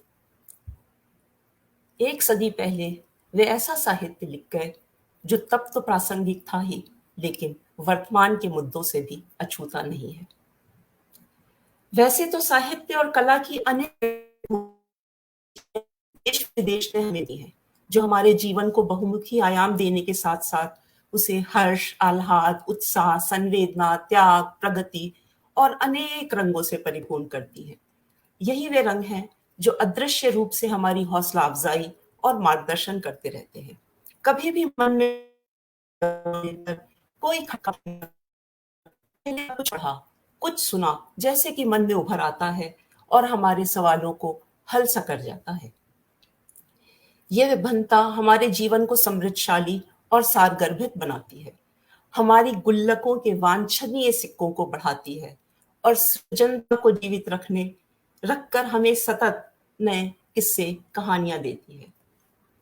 तो सृजनता को आइए हम सब अपने सामर्थ्य अनुसार ऐसे ही जीवित रखकर कोशिश करें कि लोगों की गुल्लकों में सकारात्मकता से भरे सिक्कों का ही आधिक्य रहे। प्रेमचंद की जन्मतिथि पर बस यही एक चाह है, और यही मुझे थोड़ा उनको मेरा नमन। बहुत बहुत सबको शुक्रिया। बहुत खूब प्रगति जी, आपको सच में नमन है, और सबकी गुल्लकें इसी प्रकार भरी रहे। और सच में एक ही कहानी को हम जितने लोगों की नजरों से देखेंगे, बहुत खूब,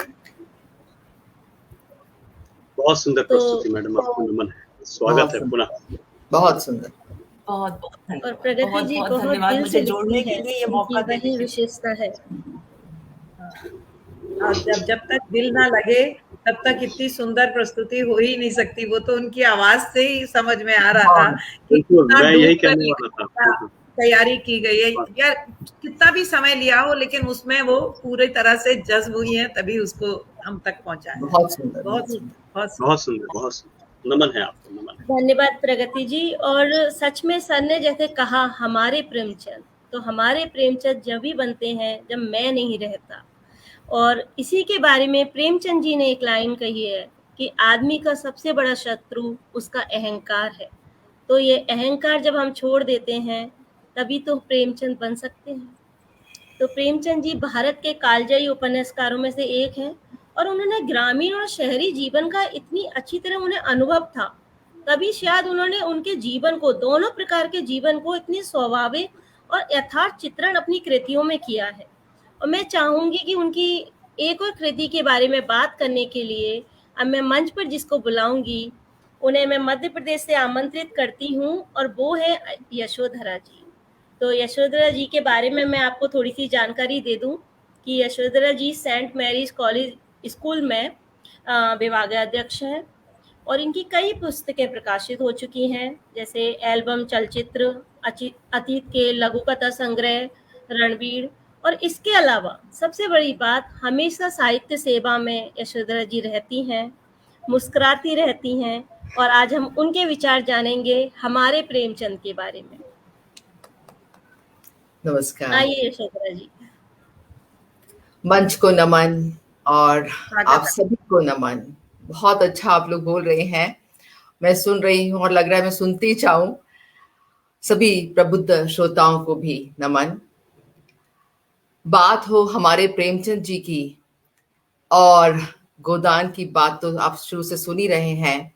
और गोदान उपन्यास सम्राट प्रेमचंद जी का जो गोदान उपन्यास है वो मेरे हृदय के बहुत समीप है।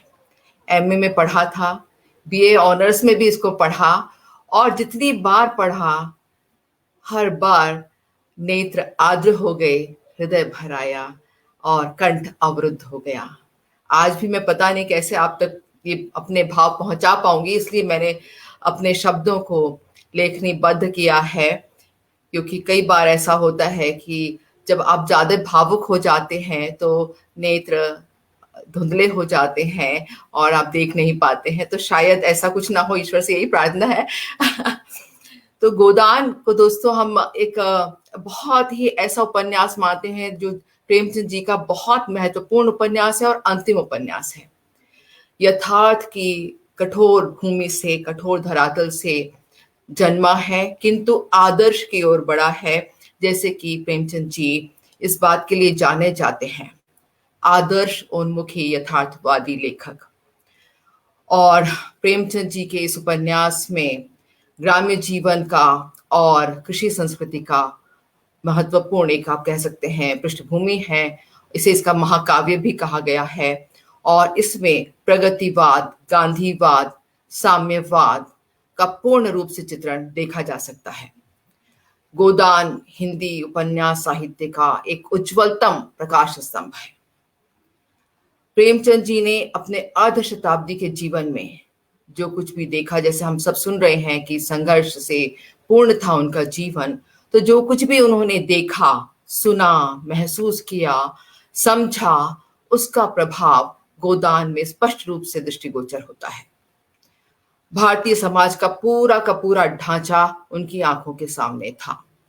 गांव, कस्बे, महानगर की परंपरागत परंपराएं, मर्यादाएं, रूढ़ियां, विश्वास, रीति रिवाज, रहन सहन, सब कुछ उनके सामने था और उस द्वंद्व और संघर्ष से जो जन्मा वह था उपन्यास गोदान। गांव और शहर की, किसान और जमींदार की, पटवारी और पुलिस की, कारिंदे और कारकुन की, पंडितों और पाखंडियों की, मजदूर और महाजन की, शोषित और पीड़ित की, दमित वर्ग की करुण कथा है गोदान।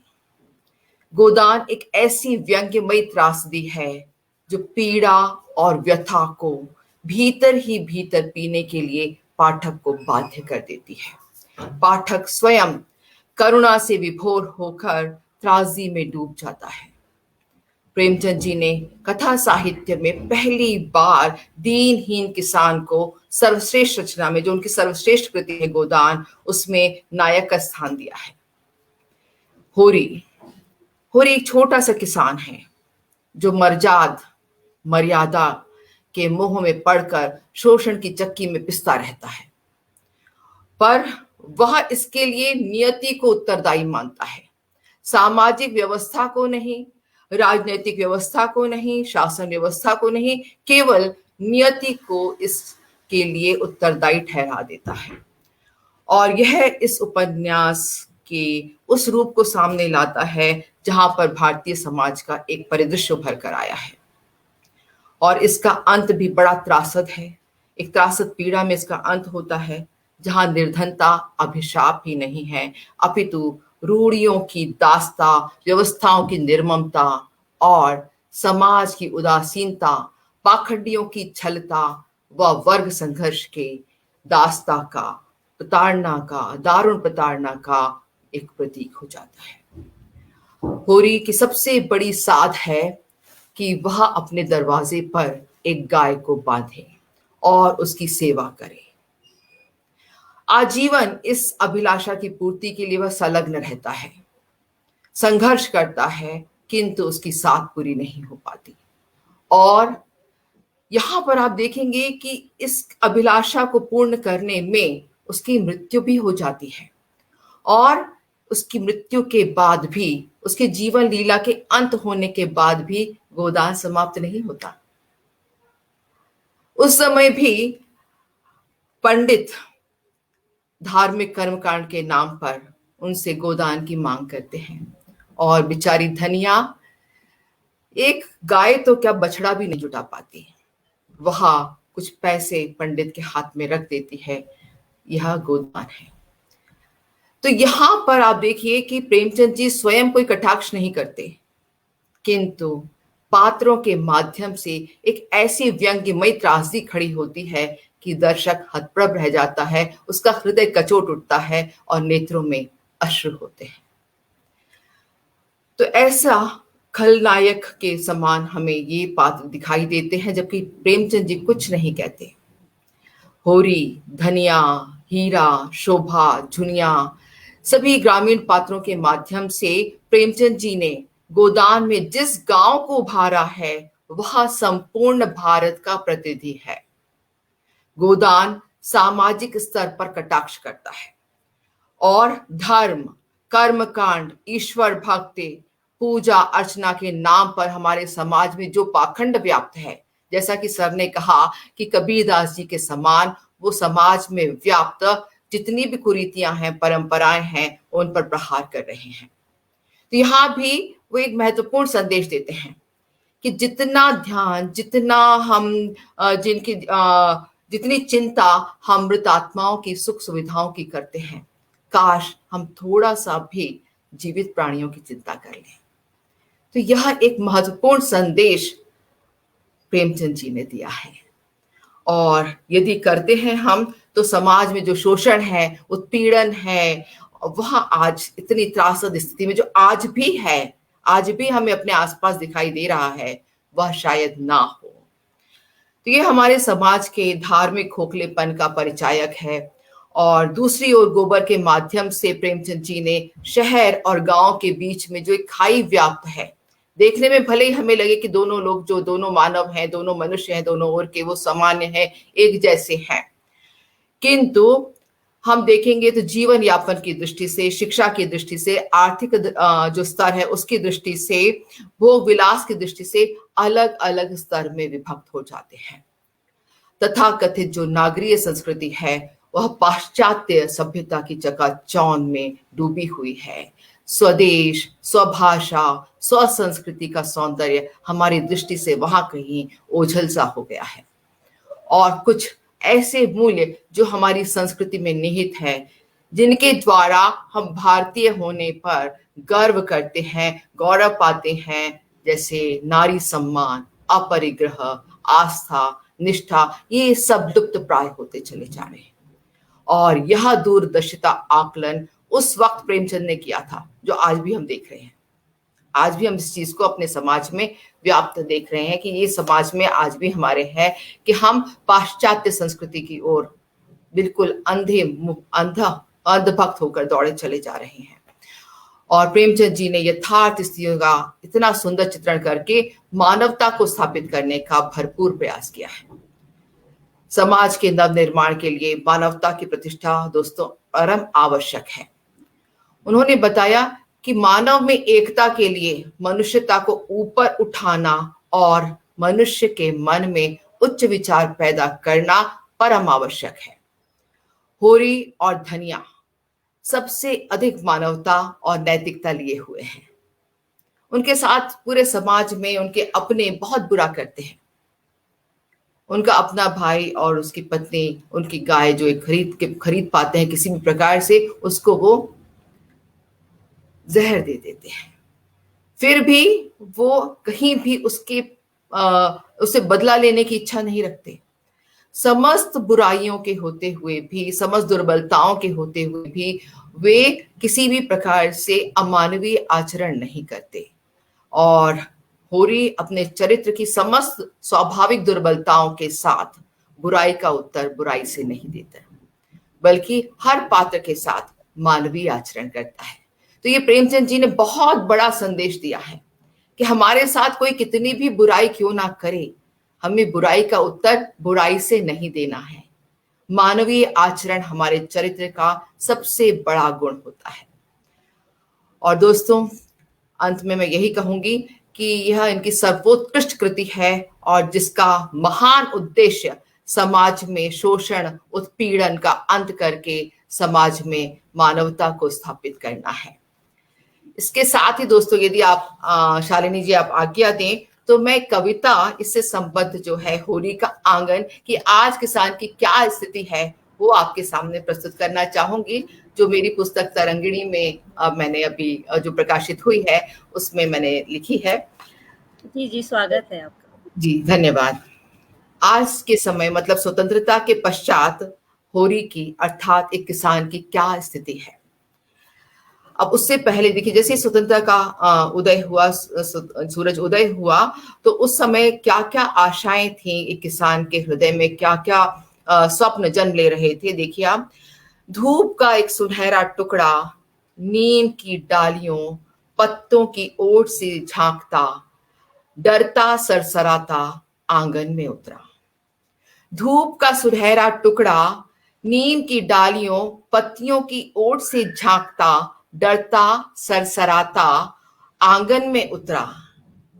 धनिया के आंगन में उतरा, धनिया के अधरों पर मुस्कान तेराई। होरी की जिजीविषा लौट आई, झुनिया के सपनों में लहक आई। दौड़ कर धूप का कतरा मुट्ठी में भर लाई और खूब खिलखिलाई। दौड़कर धूप का कतरा मुट्ठी में भर लाई और खूब खिलखिलाई, और आंखें मीच मुट्ठी भीज बुदबुदाई। छोटे छोटे बादलों पर तिरते सपने हो जाएंगे अब पूरे। छोटे छोटे बादलों पर तिरते सपने अब हो जाएंगे पूरे। तिरंगा लहराया है, तिरंगा लहराया है, केसरिया सफेद हरा तिरंगा लहराया है। नभ धवल उजियारे से उजलाया है, धूप का एक टुकड़ा होरी के आंगन में उतर आया है। धूप का एक टुकड़ा होरी के आंगन में उतर आया है। होरी गोबर धनिया झुनिया सपनों के बीज बोते, स्वेद बिंदुओं से सींचते, आशाओं के फूल खिलाते, मुस्कुराते खिलखिलाते। होरी गोबर धनिया झुनिया सपनों के बीच बोते, स्वेद बिंदुओं से सींचते, आशाओं के फूल खिलाते, मुस्कुराते खिलखिलाते। चला झंझावात, चला झंझावात, आया अंधड़, काले काले बादलों से घिराया आकाश। आशा सपनों के नवपल्लव नत हुए कुछ यूं झरे। आशा सपनों के नवपल्लव नत हुए कुछ यूं झरे, फिर न सिर उठा सके। नीर झरा झरझर झर, नीर झरा झरझर झर नभ से नयन से। नीर झरा झरझर झर नभ से नयन से। मूक होरी, मूक होरी सूनी आंखों से देखता कभी गगन को और कभी खुरदुरे हाथों की गहरी काली लकीरों को। मूक होरी देखता कभी गगन को, कभी खुरदुरे हाथों की गहरी काली लकीरों को, जो बिछा गई थी आंगन में काली चादर, जो शायद ढक चुकी थी उजला सुनहला धूप का टुकड़ा। या फिर वह नन्हा डर कर सहम कर चला गया था बहुत दूर। होरी की झोपड़ी से, होरी के आंगन से नीम की निमोली टप टप टपक रही थी। नीम की निमोली टप टप टपक रही थी। निमोली का कसैलापन समा गया था होरी के मन में, होरी के आंगन में, होरी के मन में, होरी के आंगन में। धन्यवाद। बहुत खूब बहुत सुंदर। यशोधरा जी, बहुत सुंदर, बहुत सुंदर, बहुत सुंदर, बहुत अच्छा। धन्यवाद। जैसे आपने तो उसको हार्दिक बिल्कुल बधाई। उतार दिया अपनी लाइनों में, है, आपने तो गोदान के चरित्रों को अपनी कविता में उतार दिया, बहुत अच्छा। और मैं सच में सुषमा जी सर, मैं देख रही थी कि दर्शक अपने आप को कितना जोड़ लेते हैं खुद से बराबर। जब भी आपके कमेंट पॉपअप होते थे, मैं देखती थी कि गोदान के बारे में कितना दर्शकों ने लिखा बराबर, कि जितना हम सुनने में उसके साथ जुड़ गए, बाकी के दर्शक भी इतनी दूर बैठे भी उससे जुड़े हुए हैं। तो सच में हम प्रेमचंद की कोई भी रचना लें, कोई भी कहानी की बात करें, कहीं ना कहीं हम उससे कितना जुड़ जाते हैं। 2 दिन पूर्व मैं जब पढ़ रही थी उनकी सदगति कहानी, तो मतलब जहाँ वो दुखी के बारे में जब मैं देखती हूँ कि वो भूखा प्यासा दुखी पंडित जी की लकड़ी काट रहा है, लकड़ी उससे कट नहीं रही है क्योंकि सुबह से उसने कुछ खाया नहीं है, और भूसे का गट्ठर जब वो पीठ पर लादता है, तो मुझे महसूस होता है कि जैसे पीठ पर वो बोझ है, वो बोझ कहीं ना कहीं वो सामाजिक कुंठाओं का बोझ है, शोषण का, कि उसकी पीठ उन बोझों के आगे झुकी जा रही है।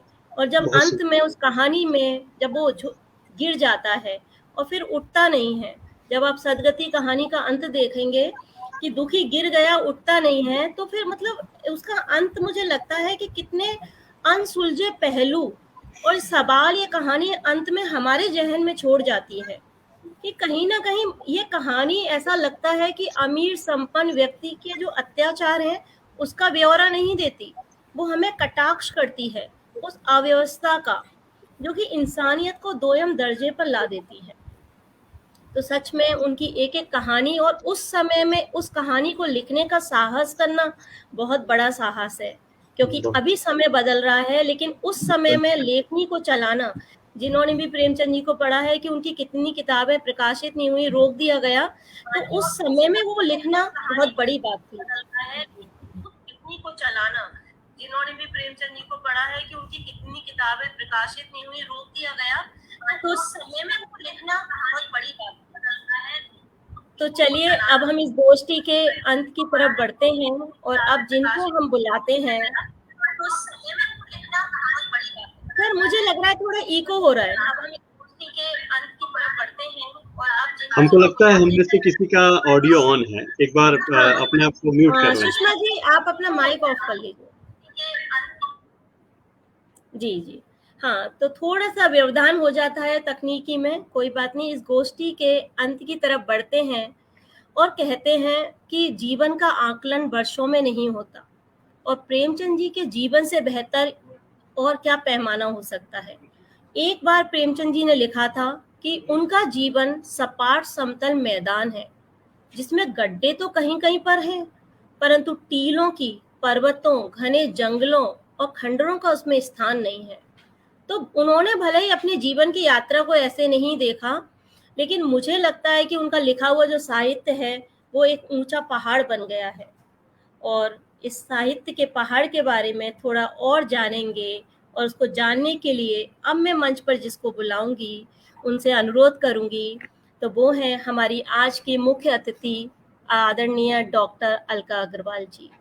तो अलका जी को बुलाने से पूर्व इनका एक छोटा सा संक्षिप्त परिचय मैं देती हूँ कि अलका जी राजस्थान सरकार के कॉलेजों में राजनीति विज्ञान की प्राध्यापक के पद पर कार्य कर चुकी हैं, सेवानिवृत्त प्राचार्य हैं, और अभी 2 सप्ताह पहले हम सभी ने देखा उनकी कहानियों का प्रसारण भी हुआ था आकाशवाणी पर, और उनसे जुड़कर बहुत गर्व होता है। सबसे ज़्यादा इसलिए गर्व होता है कि इतनी व्यस्त रहने पर भी वो कभी इनकार नहीं करती, हमेशा आती हैं। और अगर अलका जी के साहित्य की बात करें, बाल साहित्य वो लिखती हैं, उनकी 17 पुस्तकें प्रकाशित हो चुकी हैं। आकाशवाणी, दूरदर्शन पर वो आती रहती हैं, अनेक सम्मानों से सम्मानित हैं।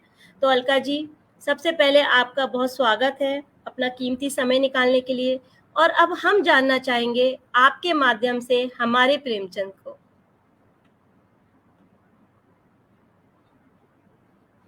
अलका जी आपका माइक बंद है।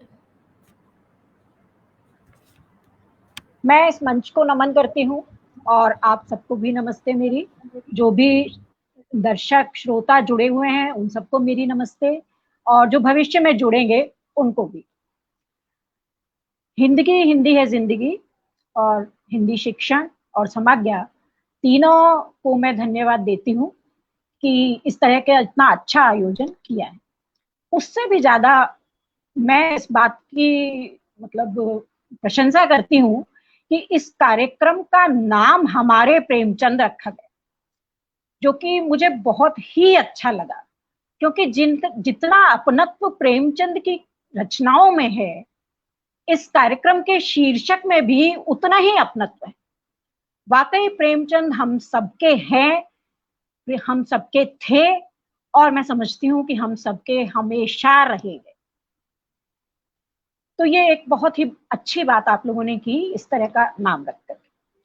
मैं तब से सुन रही हूँ, काफी लंबा समय हो गया, बल्कि समय तो पार हो गया है। आप लोग कह रहे थे 1.5 घंटे में, तो मेरे पास 5 मिनट बचती हैं उस हिसाब से।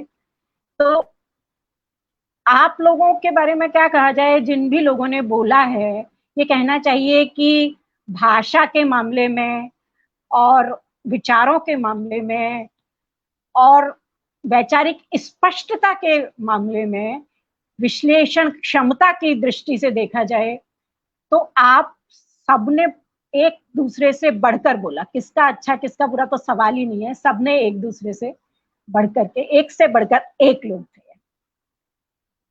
तो आप लोगों की समीक्षा तो मैं क्या करूं, पर फिर भी क्योंकि एक थोड़ा सा एक औपचारिकता का निर्वाह है, इस हिसाब से मैं कह सकती हूँ कि सबसे पहले जो सुषमा रजनीश जी ने सरस्वती वंदना आरंभ की, बहुत ही मधुर कंठ है उनका, और शब्द भी बहुत ही अद्भुत थे, बहुत अच्छी सरस्वती वंदना थी। और त्रिलोकनाथ पांडे जी ने जो भी कुछ बोला, कुछ विचार के बारे में भी बताया, अन्य पुस्तकों के बारे में बताया, तो वो भी एक नया आयाम था। और उसमें मतलब किसी कहानी विशेष के बारे में नहीं बताया गया, लेकिन एक जनरल उन्होंने प्रेमचंद के बारे में बहुत अच्छा बताया। और उन्होंने जो मैं को समाप्त करने वाली बात की, उसका शालिनी ने भी उल्लेख मतलब कई बार रेखांकित किया है उस बात को। फिर सुषमा रजनीश जी ने बहुत ही विस्तार से ईदगाह का विश्लेषण किया, और बाल मनोविज्ञान को उन्होंने बहुत अच्छी तरह समझाया, स्वयं समझा है, और फिर हम सबको भी उससे बहुत गहराई से जोड़ने का प्रयास किया। तो इस तरह से उन्होंने बारीकियों का, जो कहानी में जो बारीकियां थी, जिन पर हो सकता है कि हर पाठक का ध्यान ना भी जाए, तो उन पर भी उन्होंने ध्यान आकर्षित किया है। तो इस तरह से उन्होंने बारीकियों का बड़ा ही सूक्ष्म विश्लेषण किया। और इस कहानी की जो विशेषता आज मैं समझ सकती हूँ, वो ये है कि वंचित वर्ग के एक बालक से जोड़ने का, गहराई से जोड़ने का काम ये कहानी सबके लिए करती है। और खास तौर से आप लोग जो बहुत ही अच्छे स्कूलों से जुड़े हुए हैं, वहां के बच्चों को भी ये समझ आनी ही चाहिए, वो संवेदनशीलता महसूस होनी चाहिए उन बच्चों के प्रति जो वंचित वर्ग से जुड़े हुए हैं।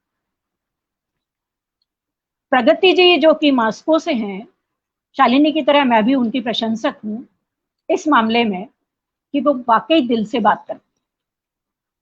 और ये बहुत ही बड़ी चीज है प्रगति, इस बात को तुम अभी समझ नहीं रही हो।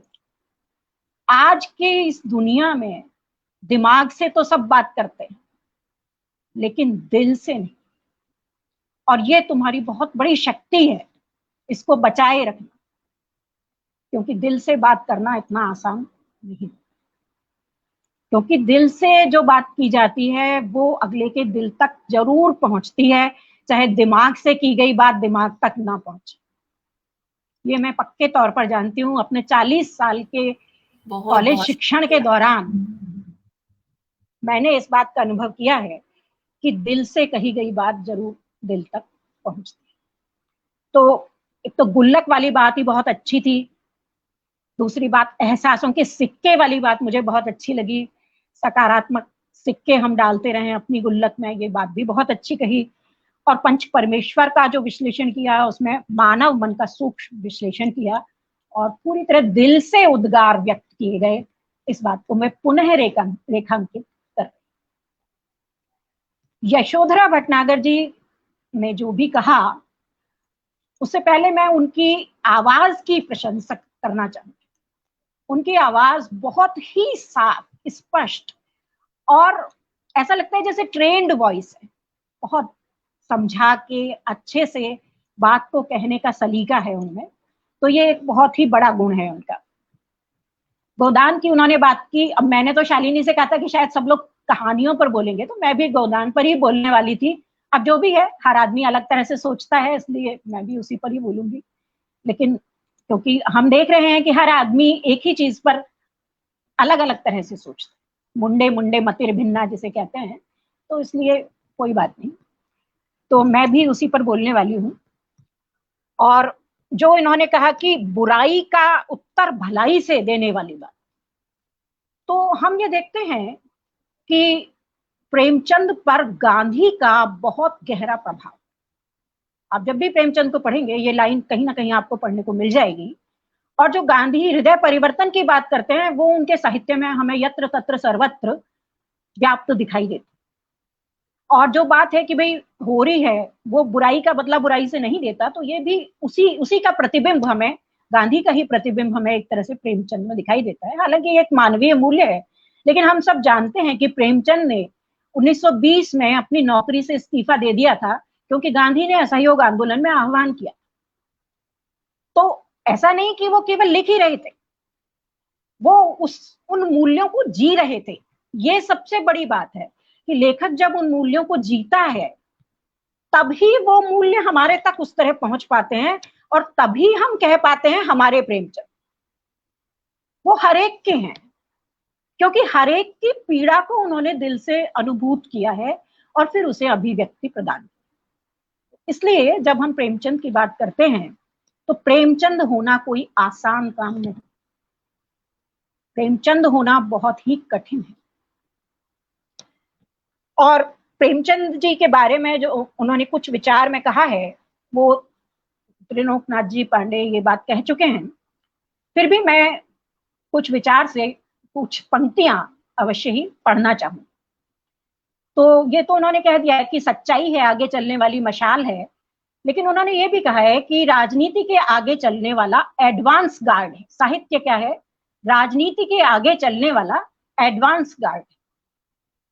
और बहुत प्रसिद्ध पंक्तियां जो हैं मैं समझती हूँ कि हमें रेखांकित करना चाहिए इन्हें। परंतु हमारी कसौटी पर वही साहित्य खरा उतरेगा जिसमें उच्च चिंतन हो। एक एक बात ध्यान से सुनने की। जिसमें उच्च चिंतन हो, स्वाधीनता का भाव हो, सृजन की आत्मा हो, जीवन की सच्चाइयों का प्रकाश हो। ये देखिए, ये सबसे ज्यादा हमें प्रेमचंद में देखने को मिलता है। जीवन की सच्चाइयों का प्रकाश हो जो हम में गति और संघर्ष की बेचैनी पैदा करे, सुलाए नहीं। लोरी देकर सुलाना काम नहीं है साहित्य में, नींद की गोली नहीं है साहित्य। जो हम में गति और संघर्ष की बेचैनी पैदा करे, सुलाए नहीं, क्योंकि अब और ज्यादा सोना मृत्यु का लक्षण है। ये हमारा आदर्श ये होना चाहिए। जैसे संविधान की एक प्रस्तावना होती है वैसे ही हमारे जीवन में साहित्य लिखने का ये कसौटी होनी चाहिए। तब हम प्रेमचंद के पासंग तो हम क्या आएंगे, लेकिन तब हम कुछ लिख पाएंगे। ये कैसे? कहानियों की बहुत बात हुई। उपन्यास और कहानी में बहुत सारे अंतर हैं, लेकिन जो सबसे बड़ी बात प्रेमचंद ने ही कही है कि मानव जीवन के विविध चित्रों को चित्रित करने का जितना अवकाश उपन्यास में मिलता है अन्य किसी भी विधा में नहीं। तो ये एक बहुत बड़ी बात है कि उपन्यास में मानव जीवन का पूरा चित्रण देखने को मिलता है। ये बात भी हम अभी हो चुकी है कि प्रेमचंद ने आदर्शोन्मुखी यथार्थवाद की बात की है, और केवल यथार्थ कभी कभी बहुत भयानक हो जाता है, इसलिए आदर्श का दामन भी थामे रखा है प्रेमचंद ने और यथार्थ का दामन भी नहीं छोड़ा है। देखिए, ये एक बहुत बड़ी बात है। ये एक नट की तरह संतुलन रखने वाली बात है कि यथार्थ का दामन नहीं छोड़ा, यथार्थ में भी पैर जमे हुए हैं, लेकिन आदर्श का दामन भी पकड़ा हुआ। प्रेमचंद की जब हम बात करते हैं तो गांधी के अलावा हमें समाजवाद का भी बहुत प्रभाव देखने को मिलता है। और हम सबको पता है कि 1936 में जब प्रगतिशील लेखक संघ की स्थापना हुई थी तो उस समय प्रेमचंद को ही अध्यक्ष बनाया गया। तो उन पर हमें समाजवादी प्रभाव भी पर्याप्त मात्रा में देखने को मिलता है। और उनके उपन्यासों में हमें सामंती, जमींदारी, पूंजीपति संस्कृति का विरोध दिखाई देता है। यहाँ पर एक बहुत महत्वपूर्ण बात है कि प्रेमचंद की दृष्टि व्यक्ति पर तो है, लेकिन व्यक्ति के माध्यम से संपूर्ण समाज पर प्रेमचंद अपनी पकड़ बनाए रखते, केवल व्यक्ति पर नहीं है, पूरे समाज पर पकड़ बनाए रखते हैं। समाज के उत्थान, पतन, यथार्थ और आदर्श सबकी अभिव्यक्ति हमें उसमें, उनकी रचनाओं में दिखाई देती है। गांवों की वास्तविक स्थिति, जनजीवन, अंतर विरोध, जाति भेद, दबाव, विद्रोह की स्थिति, सबको हम देख सकते हैं। एक और बहुत महत्वपूर्ण बात जो कि प्रेमचंद ने अपने उपन्यासों में रेखांकित की कि किसानों की समस्या का कारण केवल अशिक्षा नहीं है। इस पर बहुत ध्यान देने की जरूरत है। हम कहते हैं साक्षर हो गए लोग तो सब समस्याएं दूर हो गई। किसानों की समस्या का कारण केवल अशिक्षा नहीं है, वरन संपूर्ण सामाजिक व्यवस्था है। सामाजिक व्यवस्था में सारी चीजें हैं। जब अनमेल विवाह है, जब बाल विवाह है, जब विधवा विवाह नहीं है, तो ऐसी स्थिति में समस्याएं तो रहेंगी।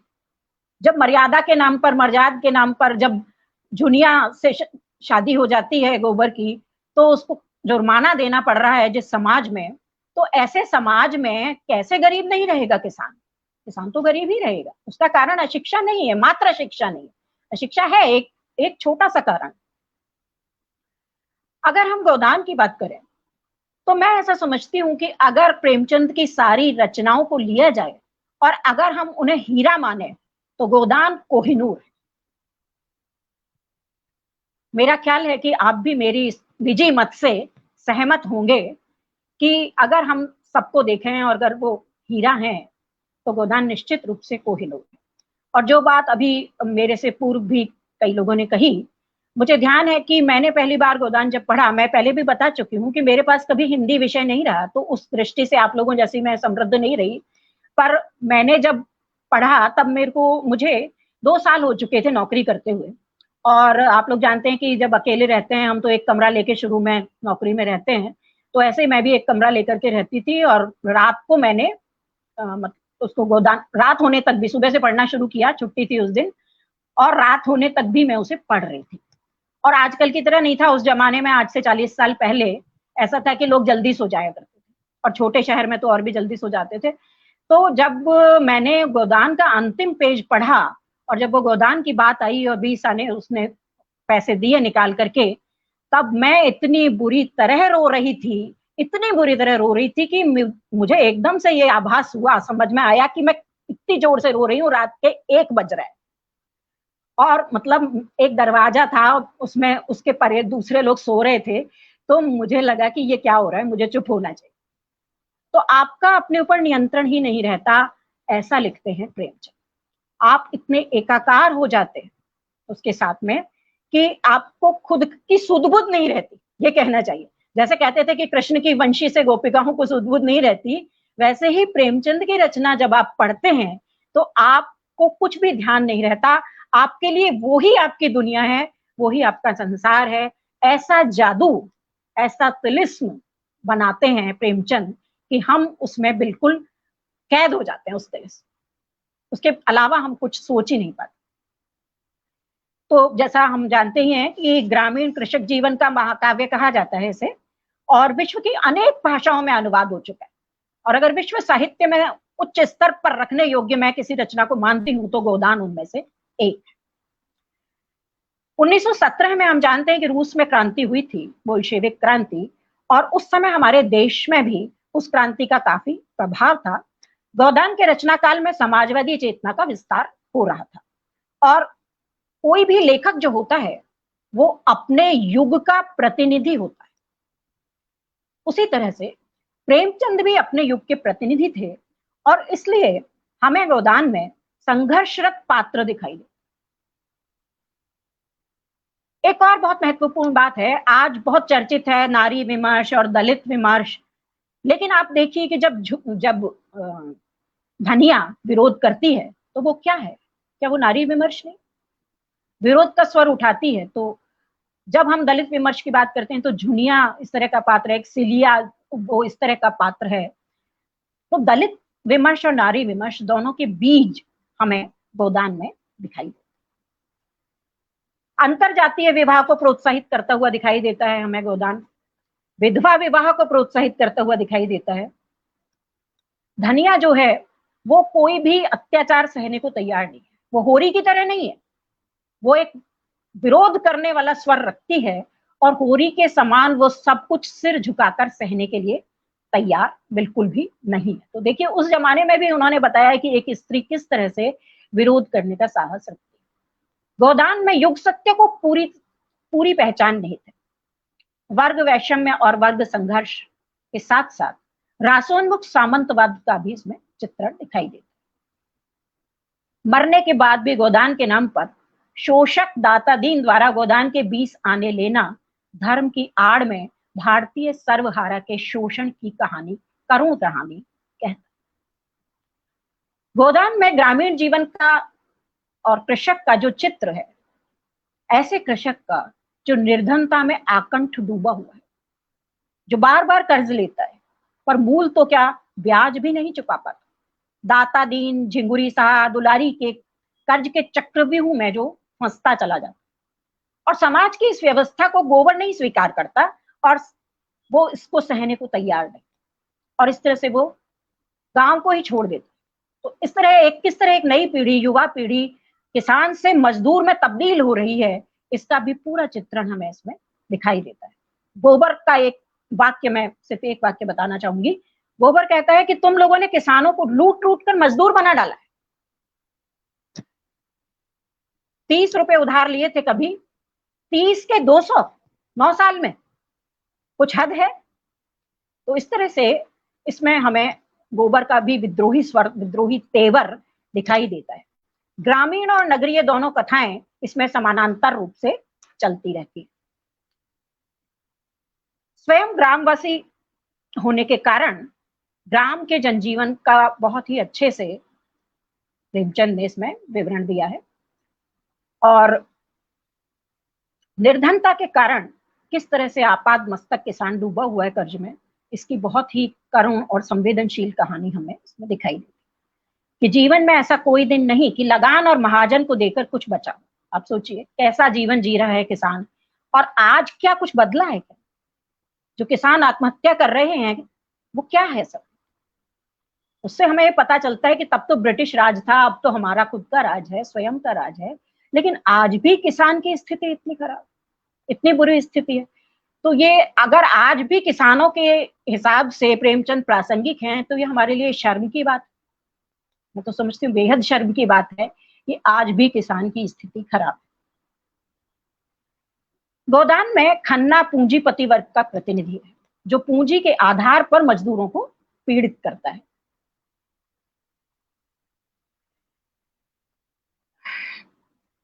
अब मैं अगर कुछ और बात करूं प्रेमचंद पर, तो बचपन से हम सब लोगों की प्रेमचंद से दोस्ती है, और बिल्कुल खुलजा सिमसिम की तरह प्रेमचंद हमें एक अलग दुनिया में ले जाते हैं। और कथाकार का जैसे जादू है, बचपन में हम ये सोचते हैं क्या जादू है, किस तरह से, क्यों हम पसंद करते हैं, हमें पता नहीं चलता है, लेकिन जैसे जैसे हम बड़े होते हैं तो हमें पता चलता है कि साधारणीकरण भी कोई चीज होती है, और उस साधारणीकरण के कारण हम सब प्रेमचंद के जादू से बंध जाते हैं। ऐसी रचना पढ़कर, प्रेमचंद की कोई भी रचना हो, ऐसी रचना पढ़कर हमारा कायांतरण हो जाता है, हम वो नहीं रहते जो पहले थे। और ये एक बहुत बड़ी बात है कि जो भी रचना हमें वो नहीं रहने देती जो हम पहले थे, वही असली रचना है, और वही असली रचनाकार है जो हमें, हमारी चेतना को ऊर्ध्वमुखी बनाता है, जो हमें संवेदना का एक नया स्तर दिखाता है, जो हमें संवेदनशील बनाता है, जो हमें अधिक मानव बनाता है। मनुष्य तो हम सब हैं शरीर के हिसाब से, लेकिन मन के हिसाब से क्या हम, जिसे हमें हमारे यहाँ कहा जाता है शास्त्रों में कि मनुर्भव, क्या हम वो मनुष्य हैं? वो मनुष्य बनाने का काम प्रेमचंद करते हैं। एक बड़ा लेखक ऐसा ही होता है, एक बड़ा लेखक ऐसा ही होता है जिसकी विद्वता का मन पर आतंक नहीं होता, जिससे एक साधारण इंसान और एक छोटे से बच्चे की दोस्ती भी हो जाती। सहजता और सरलता उसकी शक्ति होती है, गोदान जैसी गहरी, करुण और मर्मस्पर्शी कथा वस्तु कहीं नहीं। उपन्यास एक दो बार पढ़ने के बाद बासी हो जाते, पर गोदान ऐसा नहीं है। आप जितनी बार पढ़ेंगे उतनी बार आपको नवीनता महसूस होगी। यह तत्कालीन इतिहास से भी अधिक सच्चा इतिहास है। इस पर पूरा पेपर लिखा जा सकता। यह तत्कालीन इतिहास से भी अधिक सच्चा इतिहास है, जिसमें हमें पूरे ग्रामीण समाज की छटपटाहट दिखाई देती, जिसमें करोड़ों भारतीयों की वेदना और टीस है, जिसमें भारतीय ग्रामीण का आहत अभिमान है। प्रेमचंद का इतना साधारण होना ही उनकी असाधारणता है। इतनी असाधारणता इसीलिए है कि वो इतने अधिक साधारण है। गांधी से क्यों जुड़ी थी जनता? एक पूरी किताब मैंने पढ़ी थी कभी कि गांधी एंड मास मोबिलाइजेशन। तो क्यों? क्योंकि वो जनता को अपने जैसे लगते थे। प्रेमचंद को देखिए आप, प्रेमचंद की एक फोटो जो कि उनका जूता फटा हुआ है, बड़ी चर्चित हुई थी। तो प्रेमचंद बिल्कुल साधारण जनता को लगता है कि ये मुझ में, हम में से एक है, हमारे हैं। वही बात, घूम फिर के वही बात कि वो हमारे हैं। इसका कारण प्रेमचंद की विश्व दृष्टि है। भारत का दुख दर्द उनकी रचनाओं में हिलोरे ले रहा है, उमड़ पड़ा है। हम सब जानते हैं, महाभारत के बारे में एक बात कही जाती है कि जो कुछ महाभारत में है वही समाज में है, जो भारत में नहीं है वो समाज में भी नहीं। और मैं इसको इस तरह कहूंगी कि जो कुछ प्रेमचंद में है वो समाज में है, और जो कुछ प्रेमचंद में नहीं है वो हमारे समाज में भी नहीं। वे कभी अपनी बड़प्पन की छाप छोड़ने का प्रयास नहीं करते। वे सहज ही करोड़ों भारतीयों के मन पर राज करते। जो सहज ही राज करता है, प्रेमचंद की तरह, गांधी की तरह, वही हमारा होता है। लेकिन और उनकी जो सादा भाषा है वो सबके दिल में उतर जाती है। इसीलिए मैंने प्रगति से कहा था कि दिल से बात करना बहुत महत्वपूर्ण। आज ही सुबह मैंने फेसबुक पर ही शिवचरण सरोहा की कविता पढ़ी थी, प्रेमचंद पर लिखी हुई। मैं सिर्फ उसकी 2 पंक्तियां यहां सुना रही हूं। प्रेमचंद उदास बैठे, प्रेमचंद उदास बैठे बेहद शर्मिंदा हैं। होरी, धनिया, गोबर अब तक भी जिंदा है। अब तक भी जिंदा। क्यों जिंदा है ये? इसलिए क्योंकि वो जिंदा है। इसलिए प्रेमचंद आज भी और अधिक प्रासंगिक है। शायद हर युग में उनकी प्रासंगिकता एक नए तरह से हमारे सामने आएगी, नए रूप में सामने आएगी, और वे परिवार के मुखिया की तरह हमारा मार्गदर्शन करते रहेंगे। अब देखिए फिर से हमारे वाली बात कि वे परिवार के मुखिया की तरह हमारा मार्गदर्शन करते रहेंगे। और प्रेमचंद से दोस्ती करना आपको अंदर और बाहर दोनों तरफ से समृद्ध करेगा, एक तरफ से नहीं। तो प्रेमचंद को नमन करते हुए और आप सबका आभार व्यक्त करते हुए मैं अपनी बात समाप्त। धन्यवाद। बहुत आभार आपका अलका जी। सच में जैसा आपने कहा कि जब लेखक के ज्ञान का आतंक नहीं होता, अनम्यूट करो, अनम्यूट। जुड़ जाते हैं। अनम्यूट हूं मैं, आप मुझे सुन पा रहे हैं? ओके। तो अलका जी आपको नमस्कार है। सच में आपने अपनी बातों से प्रेमचंद को, हमारे प्रेमचंद को कितना हमारे सामने ला दिया। तो अब जैसा कि हमने कहा, हम 15 मिनट थोड़ा सा अपनी गोष्ठी में लेट हो गए, लेकिन कहते हैं कि जब इतने उपन्यास सम्राट के बारे में बात हो रही हो तो थोड़ा समय तो लग जाता है। तो मैं प्रेमचंद जी की एक पंक्ति आपके सामने रखती हूँ, क्योंकि उनके विचार ही ऐसे हैं कि हमें कहीं ना कहीं उनकी हर एक बात, तो मैं कहूँ कि आप सभी उससे जुड़ेंगे कि चापलूसी का जहरीला प्याला आपको तब तक नुकसान नहीं पहुंचा सकता। चलिए, आवाज नहीं आ रही है क्या? सर आप सुन पा रहे हैं? जी जी, आपकी आवाज आ रही है। शायद मैम एक बार अपने आप को मैम को शायद आप हेडफोन, मैम आप देख लीजिए एक बार। चलिए, मैं गोष्ठी को समापन पे ले जाती हूँ और अपनी बात को दोबारा रखती हूँ प्रेमचंद जी के ही एक विचार को आपके सामने, कि चापलूसी का जहरीला प्याला आपको तब तक नुकसान नहीं पहुंचा सकता जब तक कि आपके कान उसे अमृत समझ के पी ना जाएं। तो इतनी बड़ी बात अपने विचार में रखने वाले, क्योंकि कोई भी चीज अच्छी या बुरी हमारी तक तभी पहुंचती है जब हम उसे ग्रहण करना चाहते हैं। तो अपनी बातों से, अपनी कहानियों से, अपने उपन्यासों से ऐसी ऐसी सीख देने वाले मुंशी प्रेमचंद जी को आज उनकी 141वीं जयंती पर हम सशत नमन करते हैं। प्रेमचंद जी ने 350 से अधिक कहानियां लिखी, 9 उपन्यास लिखे, 4 नाटक, 4 निबंध, 5 जीवनियां, 6 बाल उपयोगी किताबें और 7 अनुवाद की किताबें लिखी। और वो हिंदी सम्राट यूं ही नहीं माने गए, क्योंकि उनकी जो सर्वजन प्रिय भाषा थी, शैली थी, इसलिए तो उनको आज तक याद किया जाता है, क्योंकि वो अपनी रचनाओं से मनोरंजन के साथ उपदेश और सामाजिक समस्याएं सबको ही सामने लाते थे। तो मैं आज उनकी जयंती पर उनको नमस्कार करती हूँ, नमन करती हूँ। और अब इस मंच के संस्थापक, हमारे प्रेरणा स्रोत आदरणीय त्रिलोकनाथ पांडे सर को फिर से आमंत्रित करती हूँ कि सर आप इसका समापन करें। और इसके साथ ही सबको एक बार धन्यवाद ज्ञापित करती हूँ। सबसे पहले आदरणीय अलका अग्रवाल जी को कि उन्होंने अपना कीमती समय निकाला, इस कार्यक्रम को दिया। इसके बाद हमारी वक्ता आदरणीय सुषमा रजनीश जी को, यशोधरा भटनागर जी को और प्रगति टिपनिस जी को। आप तीनों का हृदय से धन्यवाद कि आपने अपने विचार रखे हमारे सामने, दर्शकों के सामने। और अब सर आप आइए और इस गोष्ठी का समापन कीजिए। मैं जी तो नहीं करता समापन चाहूंगी त्रिलोक जी, आपसे पहले मैं बोल रही हूँ।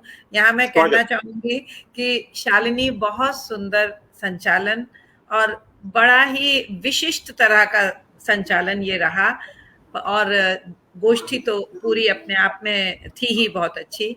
अलका जी आपका भी बहुत बहुत धन्यवाद और आभार। त्रिलोक जी आप कहिए। सॉरी, मैं आपको हमेशा रोक देती हूँ। नहीं, स्वागत है मैडम, स्वागत। और जैसा कि मैम ने कहा कि ये गोष्ठी जो है, मैं तो ये कहता हूं कि इसका समापन नहीं, शुभारंभ है। क्योंकि समापन जो शब्द है वो अपने आप में मुझे कहीं ना कहीं वो जचता नहीं है। और मैं हमेशा विश्वास इस बात पर करता हूं कि समापन नहीं, शुरुआत। जहां है वहां से और आगे। प्रेमचंद के विषय में जब हम बात करते हैं तो बड़े आशान्वित थे और हमेशा वो आगे की ओर बढ़ते थे। और हमेशा वो जब व्यक्ति कह रहा है कि मशाल, साहित्यिक मशाल है, वो आगे रहता है, तो निश्चित तौर पर समापन की ओर बात नहीं, हम लोग आगे बढ़ेंगे। और प्रेमचंद के द्वारा जो वो मशाल जो हमें मिली है उसे हम लोग लेकर आगे बढ़ेंगे। और ये बहुत अच्छी बात है, यहाँ पे जितने भी साहित्यकार है, जितने भी हमारे साथी जुड़े हैं, चाहे वो फेसबुक से जुड़े हैं, चाहे यूट्यूब से जुड़े हैं, जहां कहीं तक भी हमारी आवाज जा रही है, मैं तो इतना अवश्य कहूंगा कि आज हम सभी जो हैं लाभान्वित हुए हैं कि मुख्य अतिथि के रूप में हमारे साथ जुड़ी हैं डॉक्टर अलका जी। आपको नमन है मैडम। आपने, कहा जाता है कि एक परत के बाद दूसरा परत खुलता चलता है, तो आपसे मिलकर प्रेमचंद के बारे में हम लोगों ने बहुत कुछ जाना, बारीकियों को समझा, बहुत कुछ हम लोगों ने सीखा है। और जितने भी हमारे यहाँ पे हमारे साथी थे, या यूं कहूं कि हमारे जो सिपाही थे कलम के, उनको नमन है। सभी कहीं ना कहीं सब में वो प्रेमचंद जीवित हैं, उनकी रचना में जीवित हैं। और शायद हम लोग इसी कारण से या इन्हीं कारणों से यहाँ उपस्थित हैं हिंदी शिक्षण मंच से, और दिल खोलकर हम कह रहे हैं हमारे प्रेमचंद, हमारे प्रेमचंद। जी हाँ, और ये प्रेमचंद जी जो हैं वो हमेशा हमारे रहेंगे और उस वक्त तक रहेंगे जब तक हम में इंसानियत बाकी है। इन्हीं शब्दों के साथ मैं यही कहना चाहूंगा, प्रेमचंद को पढ़िए और अपने अंदर की इंसानियत को बचाइए। क्योंकि आज समाज में ये कहीं ना कहीं जो स्थिति जो है उस ओर दर्शा रही है कि कहीं ना कहीं मशीनीकरण हो रहा है हमारा, हम कहीं ना कहीं छूट रहे हैं या फिर विलगित हो रहे हैं या कट रहे हैं। तो आइए प्रेमचंद बने, उस मशाल को लेकर आगे बढ़ें। इन्हीं शब्दों के साथ यहाँ जितने भी मेरे साथी जुड़े थे, आप सभी को नमन है। यूं ही जुड़ते रहें और साहित्य का जो मशाल जो है उसको लेकर आगे बढ़ते रहें। अलका मैडम, आपको पुनः नमन है। यशोधरा जी, पुनः नमन आपको। सुषमा मैडम, आपको पुनः नमन। और आज की संचालिका जो हैं, उनके बारे में जितना कहूँ उतना ही कम। कहते हैं ना कि वो सूत्रधार जो है, वो जो खेवैया है, वो सही दिशा लेके चले तो हम लोग मजे में चलते हैं। तो वो आनंद जो आया, वो सब यहाँ पर मैं वही देख रहा था। जितने भी हमारे साथी जुड़े हुए हैं फेसबुक से, आ रहे हैं कमेंट्स, अभी भी आ रहे हैं। और सबसे बड़ी बात है, जो प्रगति जी जुड़ी हैं, मॉस्को से जुड़ी थी, उनको भी नमन है। वो सचमुच दिल से कह रही थी। मैं तो भावुक हो गया था बीच में, और वो स्वयं भावुक हो गई थी जब वो बोल रही थी, तो मैं देखा। उनको नमन है, क्योंकि साहित्य जो है वो यहाँ से है, यहाँ से। और यहाँ से जो चीज होती है वो सहित होती है, सबका हित लेकर चलती है, सबका हित। तो साहित्य का उद्देश्य है सबका हित। और प्रेमचंद, इसके सही माने में देखा जाए तो वो एक लाइट हाउस, मैंने एक शब्द इस्तेमाल किया था, पदबंध इस्तेमाल किया था, तो वो हमारे लाइट हाउस हैं, जहां से हम लोग कहीं भटक भी जाएंगे ना, तो प्रेमचंद हमें उस ओर, अपनी ओर सही दिशा प्रदान करेंगे।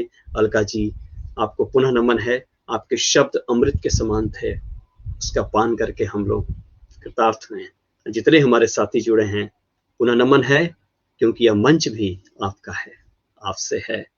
आज का कार्यक्रम था हमारे प्रेमचंद। जी हाँ, सचमुच हमारे प्रेमचंद, हम सबके प्रेमचंद। नमस्कार, पुनः होगी मुलाकात। और हाँ, जाते जाते जो मैं हमेशा कहता हूं, सावधान रहें, सतर्क रहें और मास्क पहनना ना भूलें। नमस्कार, जय हिंद, नमस्कार।